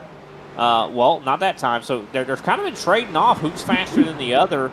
And it seems like they're experimenting and trying to find grip. Oh, we got someone down pit road, Brian Johnson. Down pit road, guys. It's going to shake things up. Like pit stops. This is about halfway. About to say. And this is about halfway through the stage, too. We're talking about just this. He can manage this last chunk. Question is, does he go a lap down? Oh, yeah, he does. He already has. He is going to probably go 2 laps down. He's on the roll. Maybe not. Big Al, I was going to say right there, I mean, when one person goes down pit road, it usually brings them all. I'm interested to see what these guys do here. I think at this point, nobody's going to, if the leaders have it in their mind, they're going to go, but here comes the 5. Wojcinski. Yeah, and you're going to start to see him come down because everybody's car's handling like crap. And when he goes down and he gets new tires, it's just like kids at school. Mommy, he got new shoes. Why can't they? Everybody wants a pair of new shoes. They want a pair of new Jordans. That's what they want. No, I mean, I definitely agree. I mean, they're going to be essentially driving ads for tires, essentially, out here on the racetrack. And I don't know. I mean, I kind of was one that would think that staying out the entire time would be the play. But I don't know, though. I mean, I thought these guys were going to fall further than just 1 lap down. But no, they only fell just 1 lap down. I thought it was going to be more 2, just considering the time on pit road spin is about 30 seconds. He's bombed down on pit road now. I mean, so yeah, everybody and guys are knowing now that it's manageable. And look, here comes that steady trickle. The 19 car, he's coming down. Yep. Jay Hone. Yeah, of course, he's still got quite a bit of damage on that race car. Probably, I'm glad that he's just staying with it. I gotta take my hat off for him, just sticking with the racing at all. I mean, considering, he's 6 laps down. Well, doesn't he have like Dodge emblems on that car or something? No, that's a Ford. It's definitely a Ford. Isn't it painted like a Dodge on Jay Hone? It was, but I mean now this is a throw. I should say not really a throwback. This is a reference to Brad Keselowski, who just won last week at Darlington Raceway. Okay, because I know Jay usually has that Dodge skin on his. He does usually, yeah. And where I come from, that just means, as my grandma would say, bless his heart. I'll say, Big Al, I think these leaders might be in a little trouble come the end of this race. Brian Johnson right now, he's running about 1.5 seconds faster than the leaders right now with the new tires. But they have a decision time, and Clayton knows when that time is where he has to decide if he's going to pit or not. And right now, as they're coming down to that stage window, they know what those adjustments are to make the car fast. So I think in the next 5 laps, if they don't come, they're not coming. That's my thought too. The way I'm looking at this, guys, is that at some point the tires plateau. Maybe, to where the lap time, the fall off doesn't increase, right? So if Brian Johnson doesn't catch them, the leaders, by the time that plateau hits for him and them, they're going to essentially, I think, be somewhat more on even footing. Because, we see it all the time to where there's only a certain level that you fall off to, right? What you say, Dylan? I agree with you 100%. 2 seconds is 2 seconds, though. Woo! 3 wide, though, with Brian Johnson. Wow. Contact in the wall. 3 wide. How did they pull that off? The pros can't even pull that off. And the thing is these guys were not battling for position. None of these guys were for position. Brian Johnson's a lap down. Jay Hone is 7 laps down. Matthew Cisna, he's a lap down. That was actually a fight for position between the 4 and the 11. But they're literally racing for nothing. They were racing for nothing, 100%. I'm interested to see if Brian Johnson gets up there to where Patrick Gitter and Hoffman are. I think it could lure them down because they see how fast he's going. But I'm interested to see what they do. They got this. I mean, this is good. This is decision time right here. It and is. Where he's positioned, I don't think they're going to come down. Yeah, I think they've waited too long. I do believe. I think that they're just going to seal or stick with this. And that's what I like. I don't know though. I mean, Patrick. I don't know. I feel like they're committed. I think they've already made the bed. They're laying in it.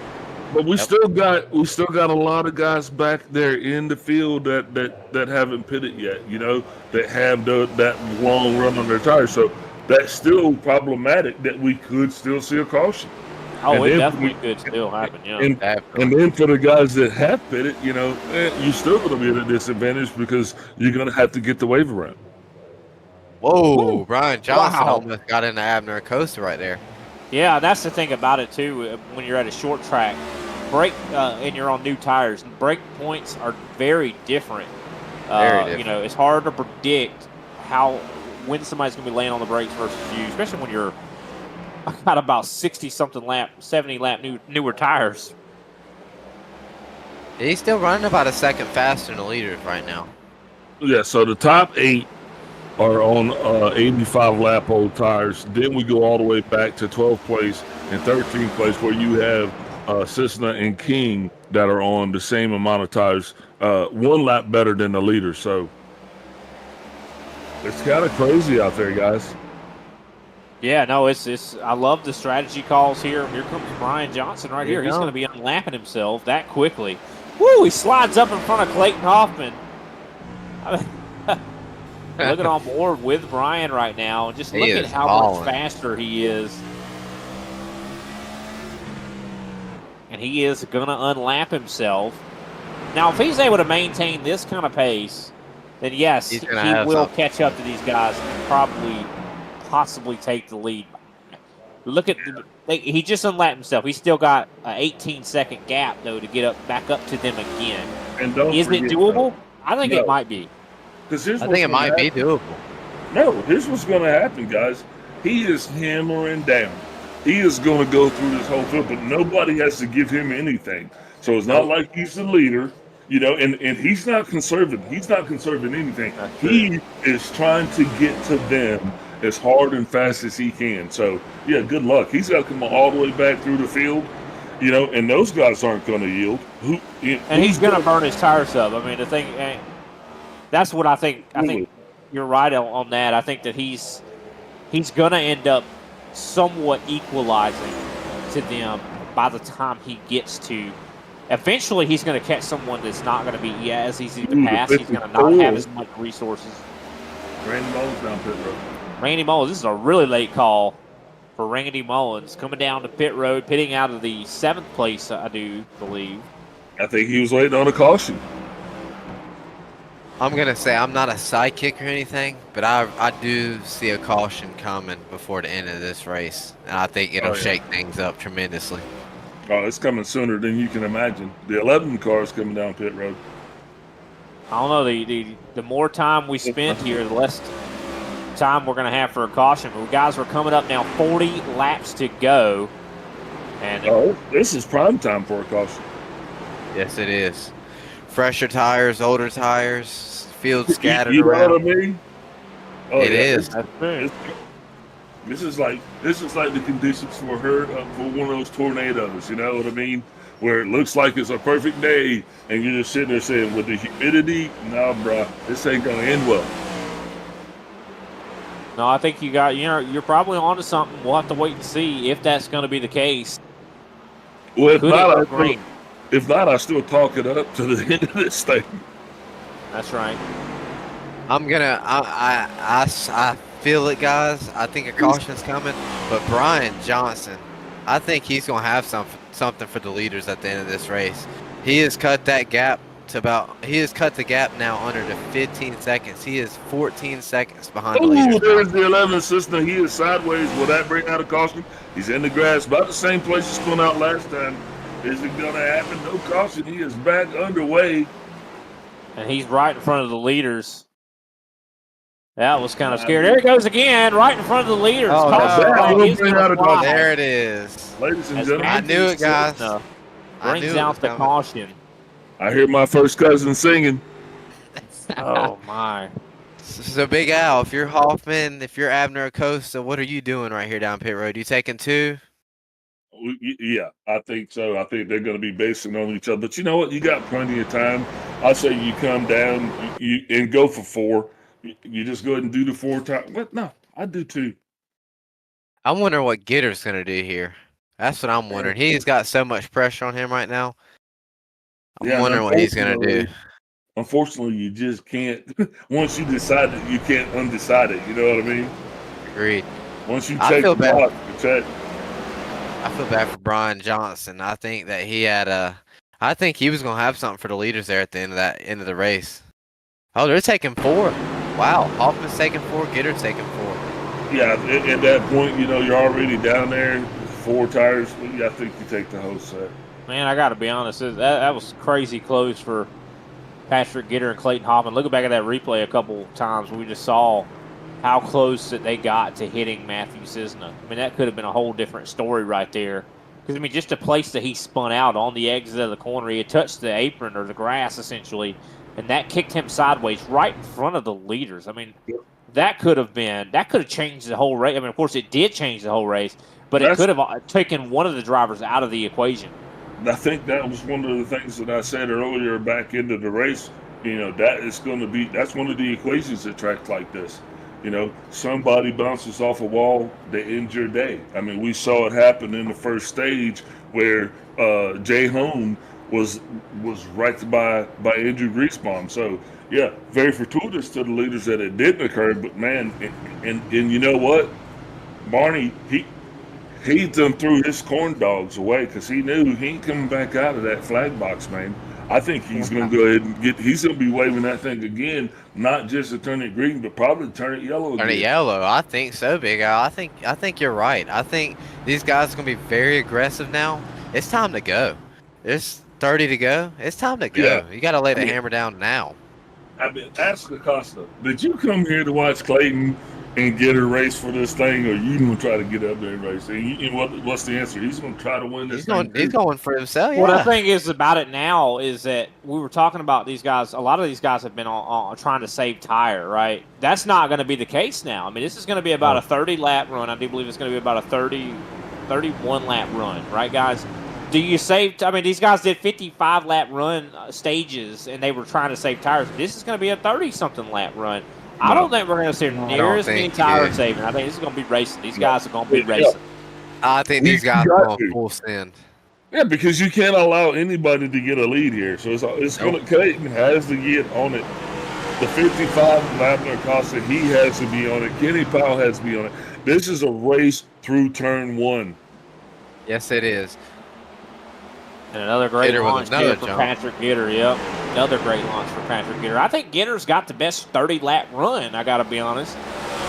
So if he can maintain this, I think he's got it. I don't know, but I mean, of course, battling going on with Brian Johnson taking that top side, trying to take 5th away. We haven't seen a 30-lap battle yet. I mean, we got one going on. No, we haven't. But I'll say, to your point, Big Al, I think old Barney up there, I think he's going to be throwing that yellow flag. Get him out sideways. Ooh. And he's in the grass. If I was him, I'd turn it sideways, horizontal park. Yep. Just as I was saying, Big Al. There you go, Big Al. What you were saying. These guys getting aggressive right here. Nobody's giving an inch right now. It's 30 to go. It's time to go. There is going to be no inches given here. It's going to be all take. As a matter of fact, guys, we don't even have 2 Twinkies tonight. We got 1 Twinkie. We got 1 soda pop. You know, there ain't nothing for second place. So no, it's not. Yeah.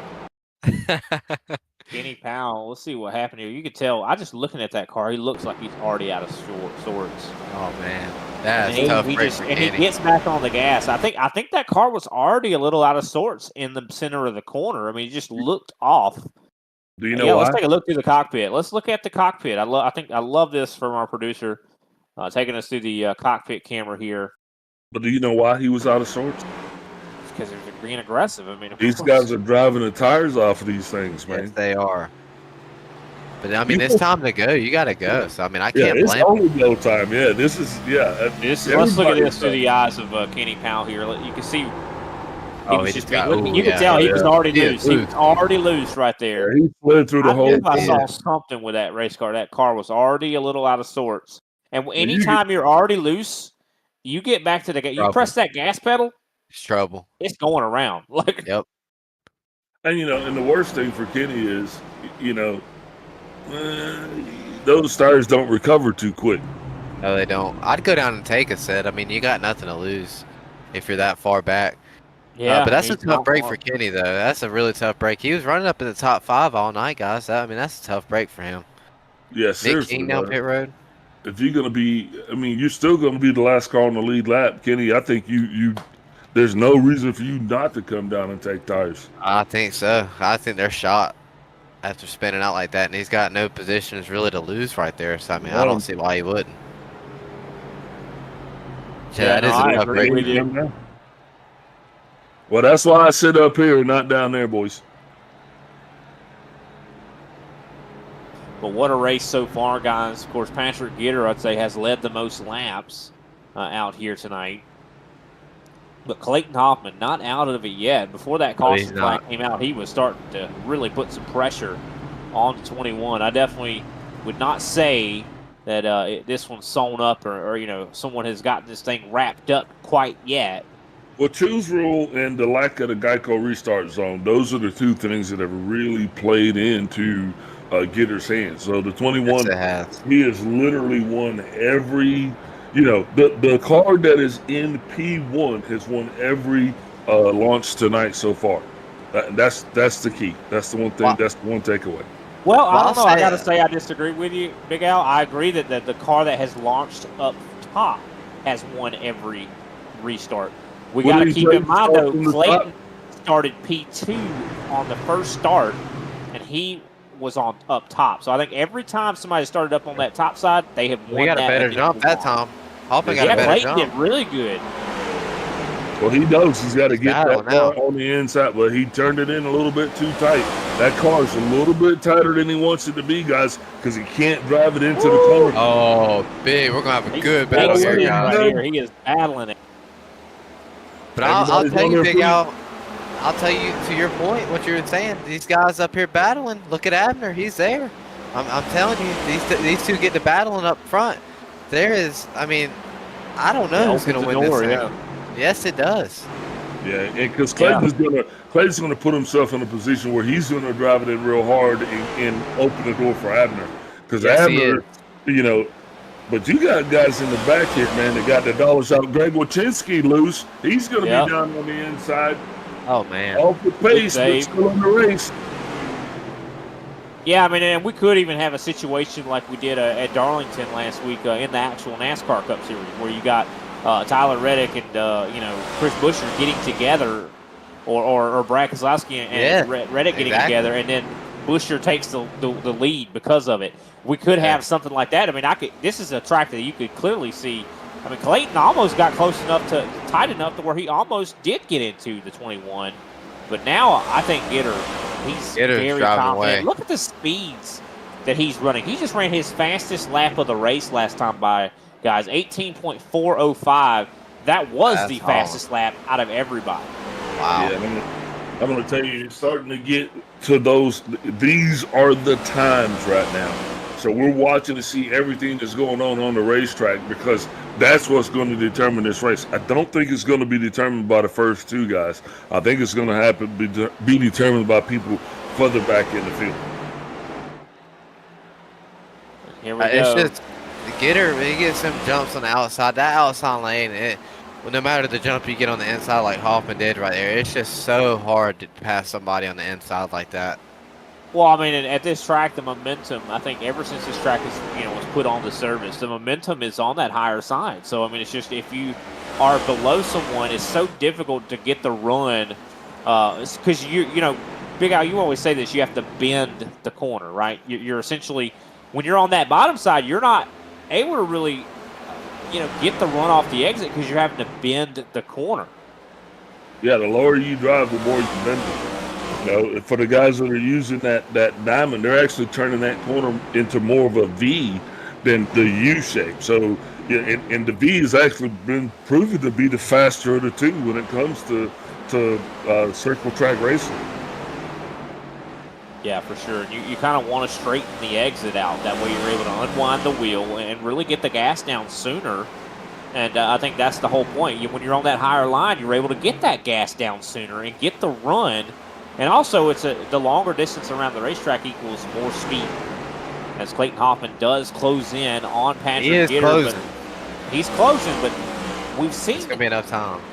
We've seen Clayton though battle with Patrick in this race, and he hasn't been able to actually get the pass completed. It just seems so difficult to pass. Can Gitter hold him off? As we're looking back, I do believe we see Andrew Griesbaum. This is surprising. Griesbaum has had a rough day, guys, and he's up in the top 5. Wow. Yeah, that's amazing.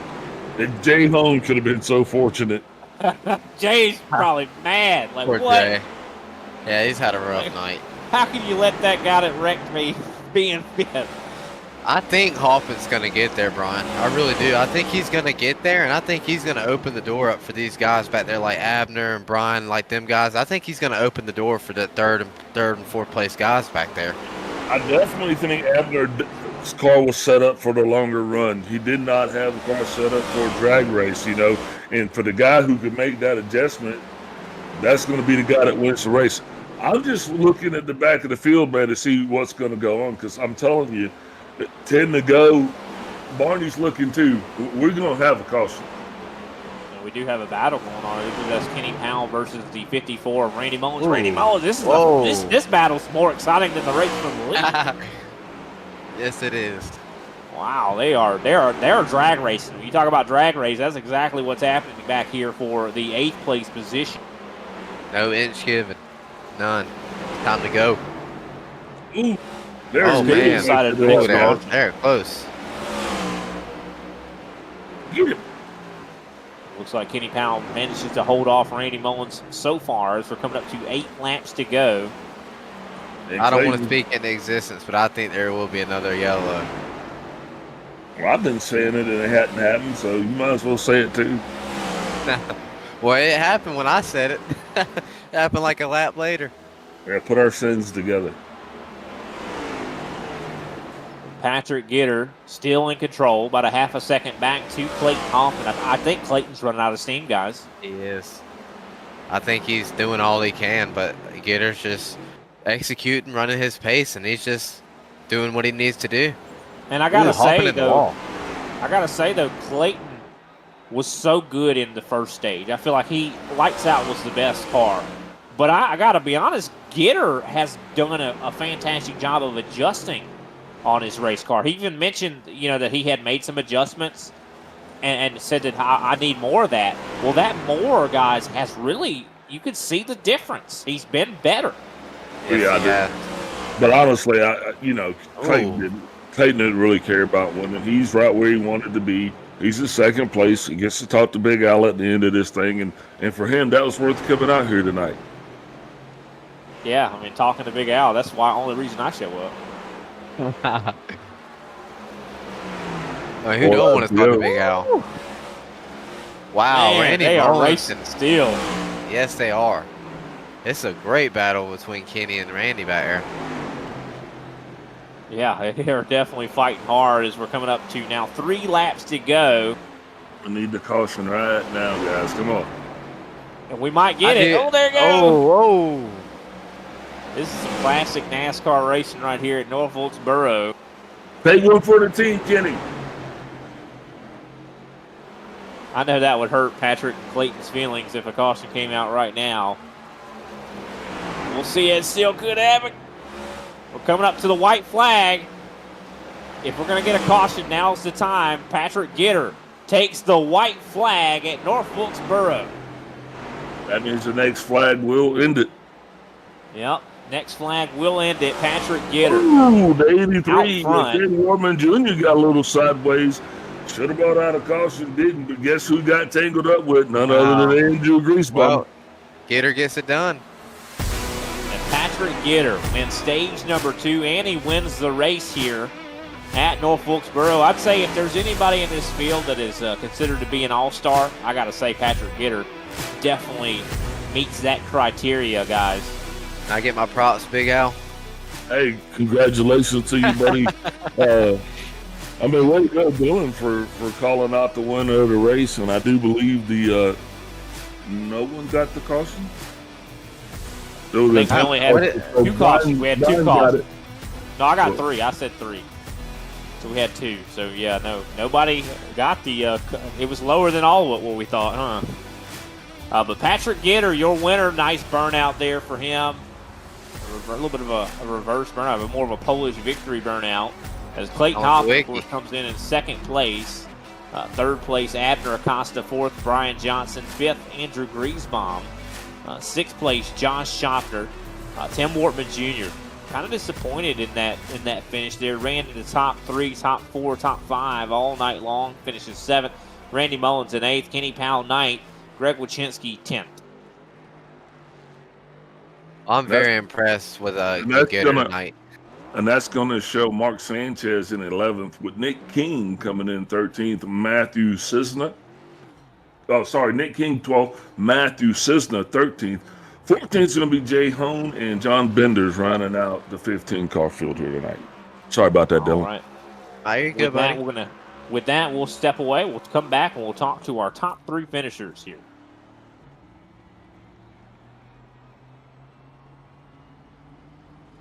Cardiology, I don't have the heart.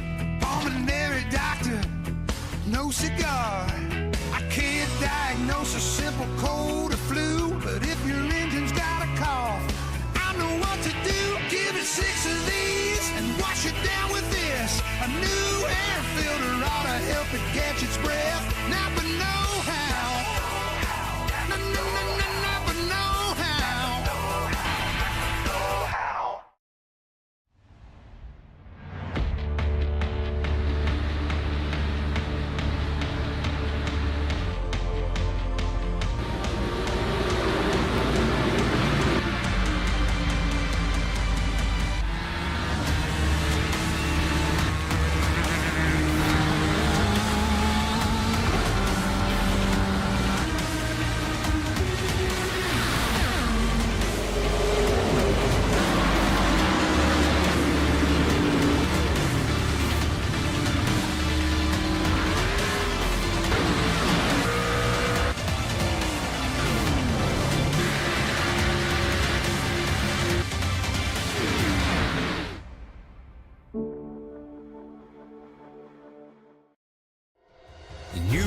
You served and forged the relationships that only being baptized in the fire of combat can develop. At FallInVeteran.com, we understand the unique bond that veterans share. That's why we've created a platform where you can connect, share experiences, and build lifelong friendships with fellow veterans. Signing up is easy.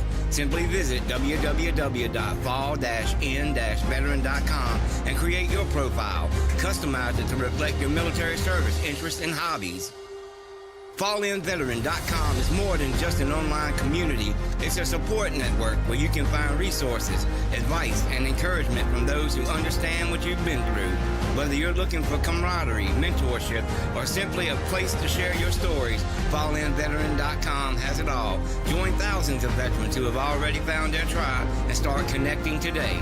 FallInVeteran.com. Come join us and experience the power of community. Sign up now at www.fall-in-veteran.com.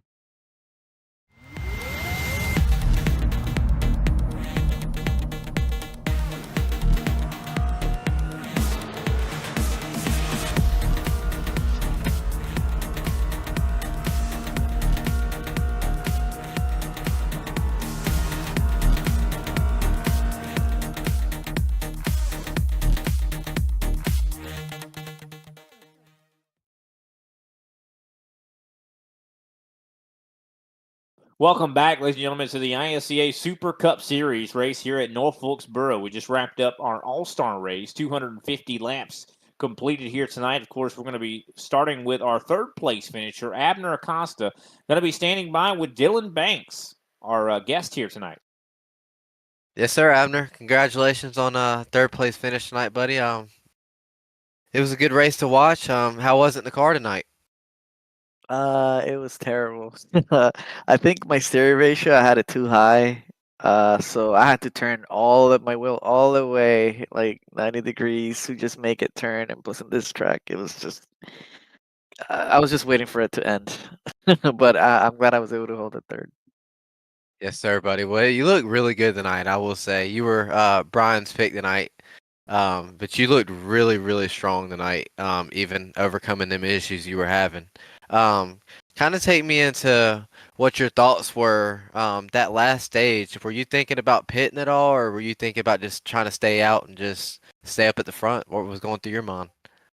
I was just thinking of staying out. I think that's what the leaders were gonna do. So I was just gonna do the same. I thought, I think most of it is if you think your tires are so bad that you need to pit and you're gonna spin out. And I thought I was fine. I mean, it was kind of sketch, but I was just gonna follow the leaders, and I'm pretty sure they were just gonna stay out.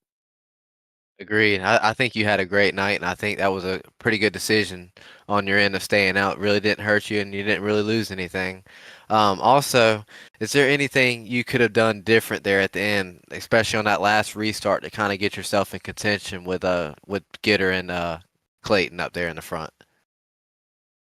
I don't know. I was getting really close to Clayton, but I also didn't want to send it with the whole turning issue because I feel like I would have just crashed them. But no, they were honestly too fast for me. I kind of kept pace maybe a little bit in the long runs, but I don't think I had anything for them. So I was just trying to learn at the same time. Their lines. I think into one, my line was completely different than everybody else, and I just need to kind of just learn their line into one. But yeah, I didn't think I had anything for them.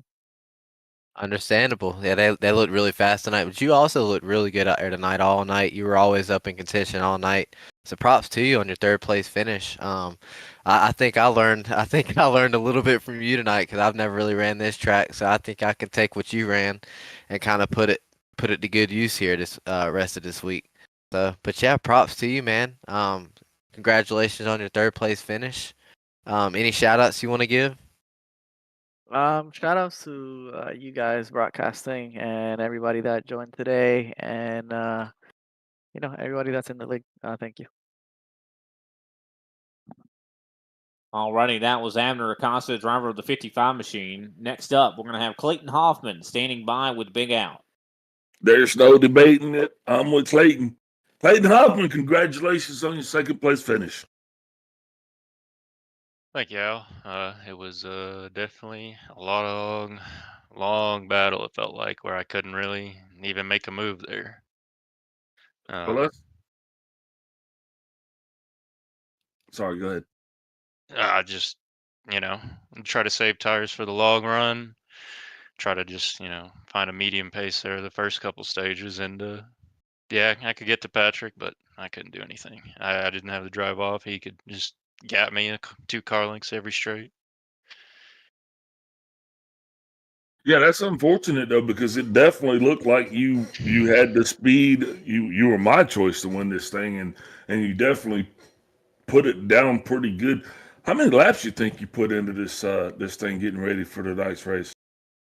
Probably about 200, maybe. I didn't test very much. I didn't do any long runs. I just did some 30s, and that was pretty much it. I didn't really expect these races, other than in this league, to really have a lot of green flag racing. So I didn't feel like it was that necessary. I just went off, the trends I was seeing right at the end of those runs to go off of, and it worked out pretty good because I was fast on the long run. I didn't have the car capable of setting up passes. That's for sure. So when did you make the decision to pit during that last segment there going into the end of the race? I didn't pit. I decided from the start of that stage to stay out and see what happens because the lap times are just so quick here. 35-mile-an-hour pit road. I figured you're probably losing about 2 full laps. If you mess up entry at all, you're losing well more than 2 laps. You could be losing 2.5, 3 laps if you have any sort of slide or error on entry. So I decided to save pretty aggressively and then work my way up, and Yeah, I got to Patrick, but there's not really anything I could do. I just prayed for something to happen. Yeah, you were getting a little bit of help there with the cautions, but just not quite the help that you needed. I was rooting for you, and it seemed like you were right there. Did your car just seem like it was a little too tight? What was the issue when you were getting up on it?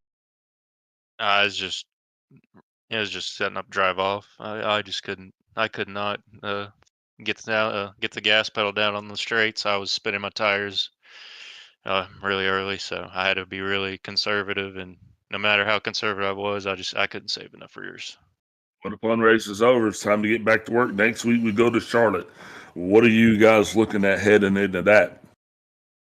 Well, I was really good at Texas when I subbed for Chris before I officially joined back, and I was really good at Kansas. I almost won Kansas, but yeah, I think I'll be pretty good at Charlotte. All right, man. I'll hold you to it. Hopefully, we'll see you on the podium next week. Before I let you go, who you shouting out this week for your second place finish? Just Nitro Racing. Shout out to you guys in the booth, Kenny, for still putting on the league. Like coming back here, like the green flag racing we had, even at the short track here. Um, yeah, looking forward to coming back for next week. Yeah, Roger that, boss. Looking forward to seeing you too. As I always say, don't party too hard, and we'll see you next week. Alrighty, that was Clayton Hoffman, driver of the 92 machine. Definitely a fantastic run for him tonight, as he, of course, won stage one. Next up, we're going to talk to Patrick Gitter. Patrick, I mean, I got to be honest, I think you were probably the most improved here tonight. Of course, you won stage two, just barely hanging on to it by the skin of your teeth. Because, I mean, Clayton, you even said it, Clayton was all over you. But it seemed like stage three was a different story. It seemed like you kind of had a lot more confidence in your race car. Tell us about that. Did those adjustments, was that what helped? I think it was a little bit of it. I mean, I think I had the similar mindset as Clayton coming into this. I mean, we really didn't do a ton of long run testing, knowing that officials this week were gonna probably have a lot of cautions. So first couple runs was seeing what the trends were with our car compared to others, how long run felt. I mean, how the car built after lap 50 and 60. Because I mean, I haven't had any officials this week that have had a green flag run more than 30 or 40 laps. So yeah, I mean, part of it was just kind of getting a feel for it, and then been in the race, started feeling more comfortable with it. Yeah, definitely interesting to say the least. To see a long run. Of course, ISCA has kind of always been like that, and always expect to see long runs. But great job to you. Of course, this doesn't really award any points, but I'd say you are an all-star in a lot of ways. I mean, you're the reigning champion from last year's Super Cup Series. I mean, what does this do for you? I mean, of course, this is all about pretty much honor and I guess bragging rights. Do you feel like this is does this give you any momentum?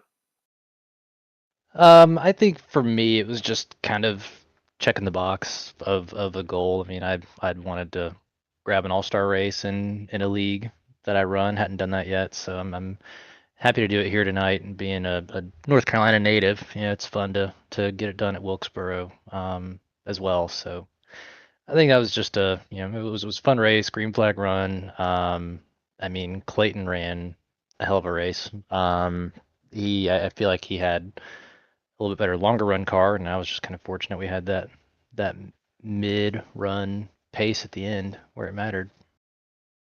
Yeah, I was curious to see how it would have played out. I mean, were you watching like drivers like Brian Johnson who had taken, of course, a pit stop in the middle of that long run, and he was kind of running you down, you guys, and actually had managed to get back on the lead lap and on pace to maybe catch you guys. Was that something that was in your mind during that run before the caution came out? Um, yeah, it was. I mean, when I saw that I was going to be good on fuel, I just immediately made a decision. I was like, I'm not pitting. I'm staying out. With my luck, as soon as I pit, a caution will come out, and then I'll get screwed being like 2 laps down. Clayton, hinted at that earlier. It's a risk reward deal, and then even if you do get back on the lead lap, it's a matter of how kind is lap traffic going to be to you. So a lot to think about there, but in my mind, I was just gonna stay out and hope the tires lasted and hope the pace lasted. All right, looks like he did make the right decision there. 'Cause of course, the caution did come out for sure. I'd love to have seen how that played out. Played out. Of course, you mentioned North Carolina native. Next week, we're going to another North Carolina track, Charlotte Motor Speedway, for a very long race. It's going to be a lot like an endurance race. What are you thinking about it? Are you? I think you guys have been pretty strong at the mile and a halves. Yeah, I would like to say so. I mean, I think we've been good at the mile and a halves. We had a really good set at Kansas last week, or a few weeks ago when we were there. We've been pretty good at Vegas and Texas, so I think we'll have a pretty good piece for Charlotte. There's a lot of folks within TCSP that are Charlotte natives or live close enough to Charlotte, North Carolina, where it's somewhat of a home track. So I think there'll be some attention to that this week, special attention, especially with having the Coke 600 next week as well. All right, we definitely look forward to seeing you out there, Patrick. Who can we give a shout out to after this win here in the AllStar race in the ISCA? Yeah, shout out to you guys in the booth and Kenny for running the league. Shout out to TCSP. They've done a heck of a job on the set this week, and we've tweaked on it here and there, and it's turned out to be a solid piece this week. Got to thank Martin PC, Seminario Designs, and I think that about does it. So appreciate you guys. All right, well, thanks for your time, Patrick, and we'll see you next time. All right, take care. Thanks. All righty, that was Patrick Gitter, driver of the 21 machine. Definitely a very good performance here tonight from him. Got the stage 2 victory, even though stages don't really matter. They didn't give us any points here tonight, but still was a great race for sure. Got to see some different strategies play out. We saw some tire wear. We saw some beating and banging. Less cautions than I think we all thought. Big Al, any final thoughts here tonight? No, man, congratulations to Patrick Gitter. Awesome race. Thanks to all of these guys coming out, man, because it was a non-points event. So thanks for them coming out, supporting the league. Like I said, for giving us something to talk about. Thanks, Kenny, for being so gracious with your time off. And Brian, you're the most gracious host, brother. And also, thanks, Dylan, for hanging out with us up in the booth. And I can't forget you, Kobe, for playing the cool songs in the background. All right, definitely a great race for everybody. We want to thank all the, of course, viewers that tuned in here tonight. Definitely want to echo a lot of what Big Al just said about thanking our producer, Kobe Jordan, for always bringing all the awesome camera angles. Of course, Dylan Banks for showing up and calling the race with us. That was a lot of fun for sure. Kenny Powell for making this probably the best league, I think, on the service. That's for sure. My name is Brian Britt. We'll see you next week. Of course, we're going to be at Charlotte. I was getting ready to say Darlington. Charlotte Motor Speedway. Got Darlington on the brain. Of course, the broadcast will start at about 9:15 p.m. Eastern Standard Time. The race itself a little after 9:30. It's going to be a long one. Make sure you buckle up. It's going to be, I do believe, 300 miles. So it's going to be a long one indeed. Make sure you tune in. You don't want to miss it. Thanks for watching the ISCA. We'll see you next time. Cardiology, I don't have the heart. Pulmonary doctor, no cigar. I can't diagnose a simple cold or flu, but if your engine's got a cough, I know what to do. Give it 6 of these and wash it down with this. A new air filter ought to help it catch its breath. Napa know-how. Napa know-how.